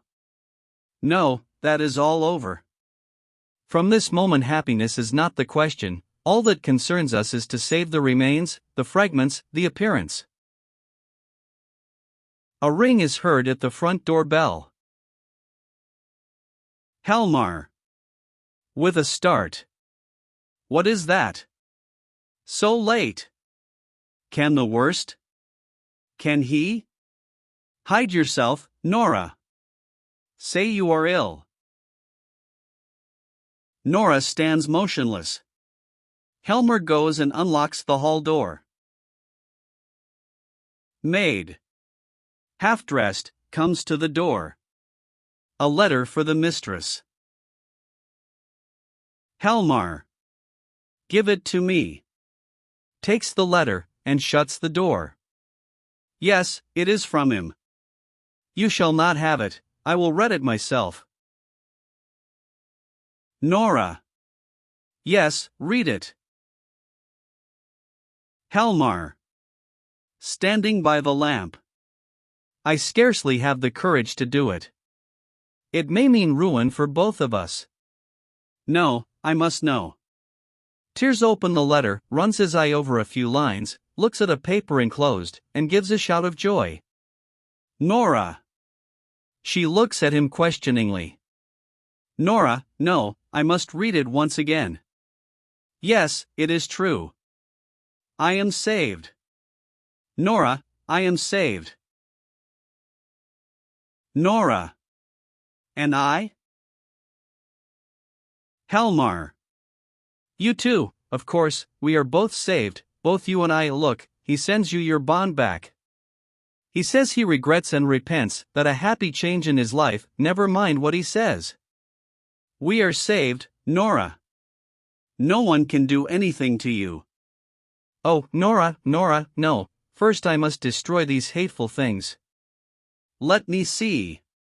Takes a look at the bond. No, I won't look at it. The whole thing shall be nothing but a bad dream to me. Tears up the bond and both letters, throws them all into the stove, and watches them burn. There, now it doesn't exist any longer. He says that since Christmas Eve these must have been 3 dreadful days for you, Nora. Nora. I have fought a hard fight these 3 days. Helmar. And suffered agonies, and seen no way out but. No, we won't call any of the horrors to mind. We will only shout with joy, and keep saying, it's all over. It's all over. Listen to me, Nora. You don't seem to realize that it is all over. What is this, such a cold, set face? My poor little Nora, I quite understand, you don't feel as if you could believe that I have forgiven you. But it is true, Nora, I swear it, I have forgiven you everything. I know that what you did out of love for me. Nora. That is true. Helmar. You have loved me as a wife ought to love her husband. Only you had not sufficient knowledge to judge of the means you used. But do you suppose you are any the less dear to me, because you don't understand how to act on your own responsibility? No, only lean on me, I will advise you and direct you. I should not be a man if this womanly helplessness did not just give you a double attractiveness in my eyes. You must not think any more about the hard things I said in my first moment of consternation, when I thought everything was going to overwhelm me. I have forgiven you, Nora, I swear to you I have forgiven you. Nora. Thank you for your forgiveness. She goes out through the door to the right. Helmar. No, don't go. Looks in. What are you doing in there? Nora. From within. Taking off my fancy dress. Helmar. Standing at the open door. Yes, do. Try and calm yourself, and make your mind easy again, my frightened little singing bird. Be at rest, and feel secure, I have broad wings to shelter you under. Walks up and down by the door. How warm and cozy our home is, Nora. Here is shelter for you, here I will protect you like a hunted dove that I have saved from a hawk's claws, I will bring peace to your poor beating heart. It will come, little by little, Nora, believe me. Tomorrow morning you will look upon it all quite differently, soon everything will be just as it was before. Very soon you won't need me to assure you that I have forgiven you, you will yourself feel the certainty that I have done so. Can you suppose I should ever think of such a thing as repudiating you, or even reproaching you? You have no idea what a true man's heart is like, Nora. There is something so indescribably sweet and satisfying, to a man, in the knowledge that he has forgiven his wife, forgiven her freely, and with all his heart. It seems as if that had made her, as it were, doubly his own, he has given her a new life, so to speak, and she has in a way become both wife and child to him. So you shall be for me after this, my little scared, helpless darling.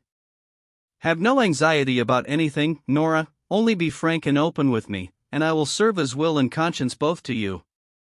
What is this? Not gone to bed? Have you changed your things? Nora. In everyday dress. Yes, Torvald, I have changed my things now. Helmar. But what for, so late as this? Nora. I shall not sleep tonight. Helmar. But, my dear Nora. Nora. Looking at her watch. It is not so very late. Sit down here, Torvald. You and I have much to say to one another. She sits down at one side of the table. Helmar. Nora, what is this cold, set face? Nora. Sit down. It will take some time, I have a lot to talk over with you. Helmar. Sits down at the opposite side of the table. You alarm me, Nora, and I don't understand you. Nora. No, that is just it. You don't understand me, and I have never understood you either, before tonight. No, you mustn't interrupt me. You must simply listen to what I say. Torvald, this is a settling of accounts. Helmar. What do you mean by that? Nora. After a short silence. Isn't there one thing that strikes you as strange in our sitting here like this? Helmar. What is that? Nora. We have been married now 8 years. Does it not occur to you that this is the first time we two, you and I, husband and wife, have had a serious conversation? Helmar. What do you mean by serious? Nora. In all these 8 years, longer than that, from the very beginning of our acquaintance, we have never exchanged a word on any serious subject. Helmar. Was it likely that I would be continually and forever telling you about worries that you could not help me to bear? Nora. I am not speaking about business matters. I say that we have never sat down in earnest together to try and get at the bottom of anything. Helmar. But, dearest Nora, would it have been any good to you? Nora. That is just it, you have never understood me.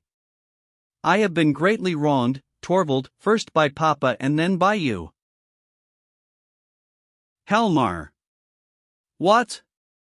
By us two, who have loved you better than anyone else in the world. Nora. Shaking her head. You have never loved me.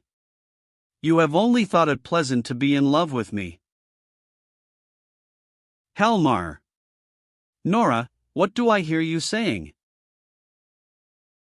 Nora. It is perfectly true, Torvald. When I was at home with Papa, he told me his opinion about everything, and so I had the same opinions, and if I differed from him I concealed the fact, because he would not have liked it. He called me his doll child, and he played with me just as I used to play with my dolls. And when I came to live with you. Helmar. What sort of an expression is that to use about our marriage? Nora. Undisturbed. I mean that I was simply transferred from Papa's hands into yours. You arranged everything according to your own taste, and so I got the same tastes as you, or else I pretended to. I am really not quite sure which. I think sometimes the one and sometimes the other. When I look back on it, it seems to me as if I had been living here like a poor woman, just from hand to mouth. I have existed merely to perform tricks for you, Torvald. But you would have it so. You and Papa have committed a great sin against me. It is your fault that I have made nothing of my life. Helmar. How unreasonable and how ungrateful you are, Nora.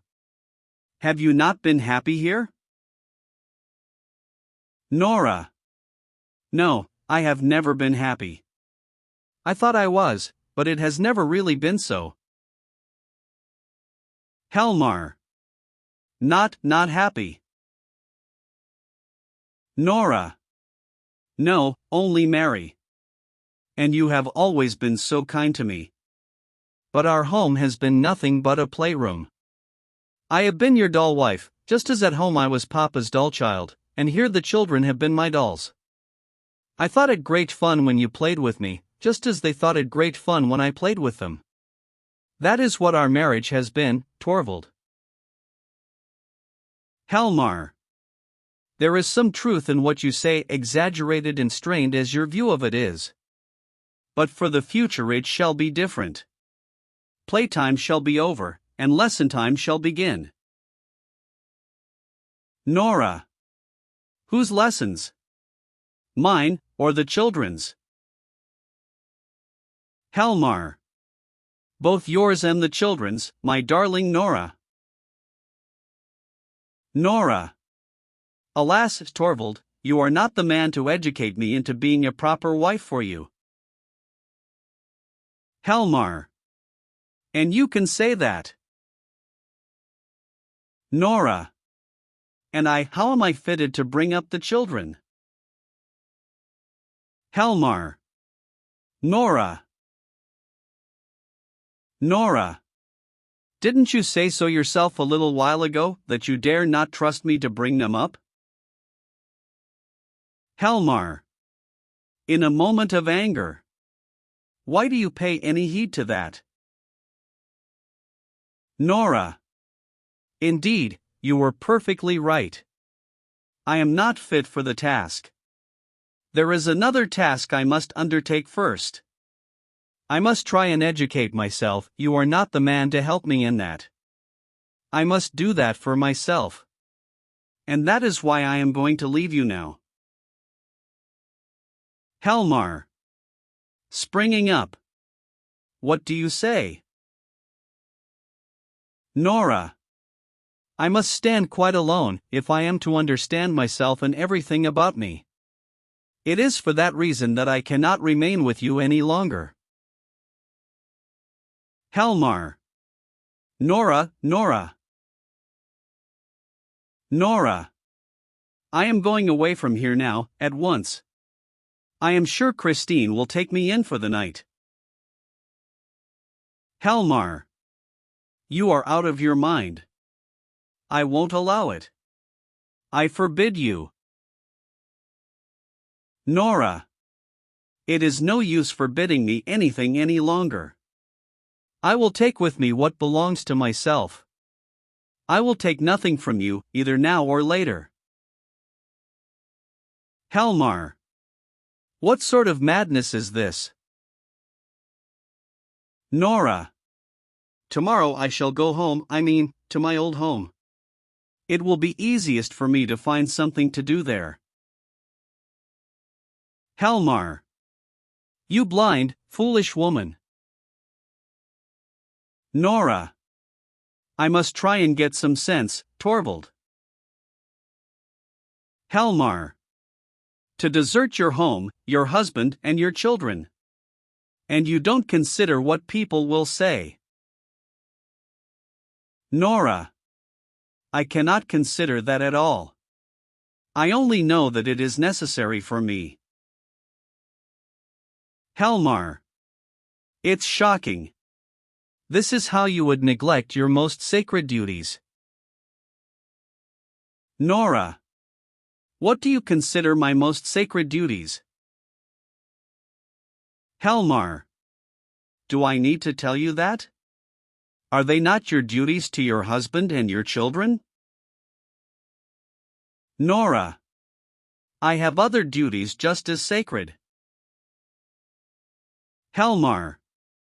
That you have not. What duties could those be? Nora. Duties to myself. Hjalmar. Before all else, you are a wife and a mother. Nora. I don't believe that any longer. I believe that before all else I am a reasonable human being, just as you are, or, at all events, that I must try and become one. I know quite well, Torvald, that most people would think you right, and that views of that kind are to be found in books, but I can no longer content myself with what most people say, or with what is found in books. I must think over things for myself and get to understand them. Helmar.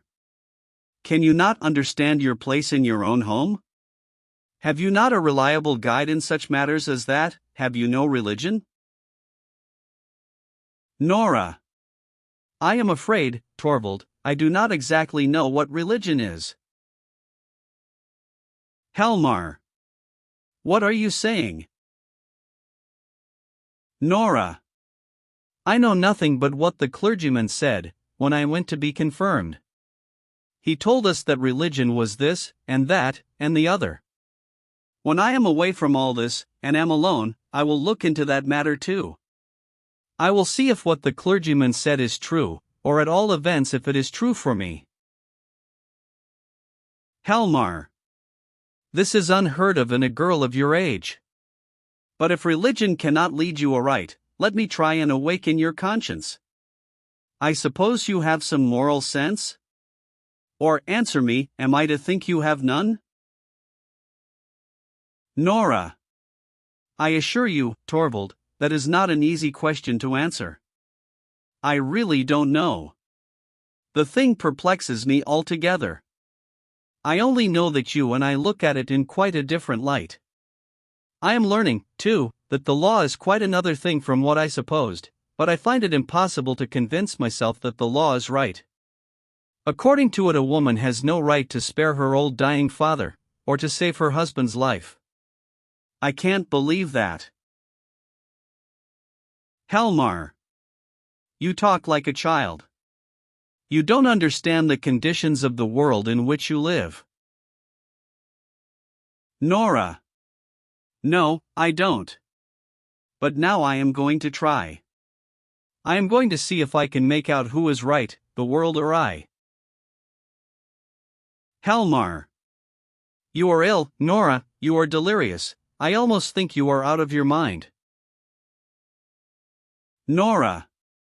I have never felt my mind so clear and certain as tonight. Helmar. And is it with a clear and certain mind that you forsake your husband and your children? Nora. Yes, it is. Helmar. Then there is only one possible explanation. Nora. What is that? Helmar. You do not love me anymore. Nora. No, that is just it. Helmar. Nora, and you can say that? Nora. It gives me great pain, Torvald, for you have always been so kind to me, but I cannot help it. I do not love you anymore. Helmar. Regaining his composure. Is that a clear and certain conviction too? Nora. Yes, absolutely clear and certain. That is the reason why I will not stay here any longer. Helmar. And can you tell me what I have done to forfeit your love? Nora. Yes, indeed I can. It was tonight, when the wonderful thing did not happen, then I saw you were not the man I had thought you were. Helmar. Explain yourself better. I don't understand you. Nora. I have waited so patiently for 8 years, for, goodness knows, I knew very well that wonderful things don't happen every day. Then this horrible misfortune came upon me, and then I felt quite certain that the wonderful thing was going to happen at last. When Krogstad's letter was lying out there, never for a moment did I imagine that you would consent to accept this man's conditions. I was so absolutely certain that you would say to him, publish the thing to the whole world. And when that was done. Helmar. Yes, what then, when I had exposed my wife to shame and disgrace? Nora. When that was done, I was so absolutely certain, you would come forward and take everything upon yourself, and say, I am the guilty one. Helmar. Nora. Nora. You mean that I would never have accepted such a sacrifice on your part? No, of course not. But what would my assurances have been worth against yours? That was the wonderful thing which I hoped for and feared, and it was to prevent that I wanted to kill myself. Helmar. I would gladly work night and day for you, nor I'd bear sorrow and want for your sake. But no man would sacrifice his honor for the one he loves. Nora. It is a thing hundreds of thousands of women have done. Helmar. Oh, you think and talk like a heedless child. Nora. Maybe. But you neither think nor talk like the man I could bind myself to. As soon as your fear was over, and it was not fear for what threatened me, but for what might happen to you when the whole thing was past, as far as you were concerned it was exactly as if nothing at all had happened. Exactly as before, I was your little skylark, your doll, which you would in future treat with doubly gentle care, because it was so brittle and fragile. Getting up. Torvald, it was then it dawned upon me that for 8 years I had been living here with a strange man, and had borne him 3 children. Oh, I can't bear to think of it. I could tear myself into little bits. Helmar. Sadly. I see. An abyss has opened between us, there is no denying it. But, Nora, would it not be possible to fill it up? Nora. As I am now, I am no wife for you. Helmar. I have it in me to become a different man. Nora. Perhaps, if your doll is taken away from you. Helmar. But to part from you. No, Nora, I can't understand that idea. Nora. Going out to the right. That makes it all the more certain that it must be done. She comes back with her cloak and hat and a small bag which she puts on a chair by the table. Helmar. Nora, not now. Wait until tomorrow. Nora. Putting on her cloak. I cannot spend the night in a strange man's room. Helmar. But can't we live here like brother and sister? Nora. Putting on her hat. You know very well that would not last long. Puts the shawl round her. Goodbye, Torvald. I won't see the little ones. I know they are in better hands than mine. As I am now, I can be of no use to them. Helmar. But someday, Nora, someday? Nora. How can I tell? I have no idea what is going to become of me. Helmar. But you are my wife, whatever becomes of you. Nora. Listen, Torvald. I have heard that when a wife deserts her husband's house, as I am doing now, he is legally freed from all obligations towards her.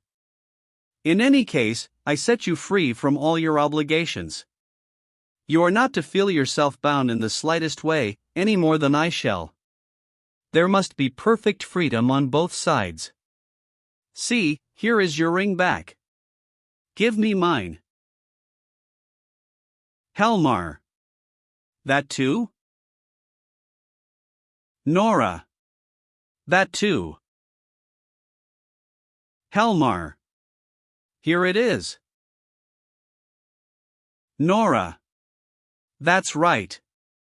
Now it is all over. I have put the keys here. The maids know all about everything in the house better than I do. Tomorrow, after I have left her, Christine will come here and pack up my own things that I brought with me from home. I will have them sent after me. Helmar. All over. All over, Nora, shall you never think of me again? Nora. I know I shall often think of you, the children, and this house. Helmar. May I write to you, Nora?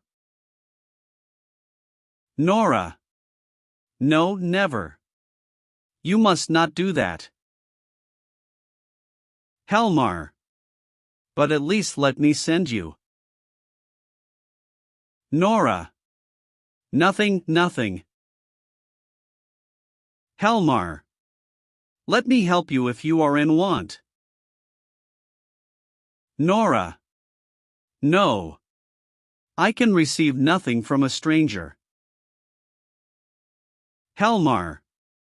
Nora, can I never be anything more than a stranger to you? Nora. Taking her bag. Ah, Torvald, the most wonderful thing of all would have to happen. Helmar. Tell me what that would be. Nora. Both you and I would have to be so changed that. Oh, Torvald, I don't believe any longer in wonderful things happening. Helmar. But I will believe in it. Tell me. So change that? Nora. That our life together would be a real wedlock. Goodbye. She goes out through the hall. Helmar. Sinks down on a chair at the door and buries his face in his hands. Nora. Nora. Looks round, and rises. Empty. She is gone. A hope flashes across his mind. The most wonderful thing of all? The sound of a door shutting is heard from below.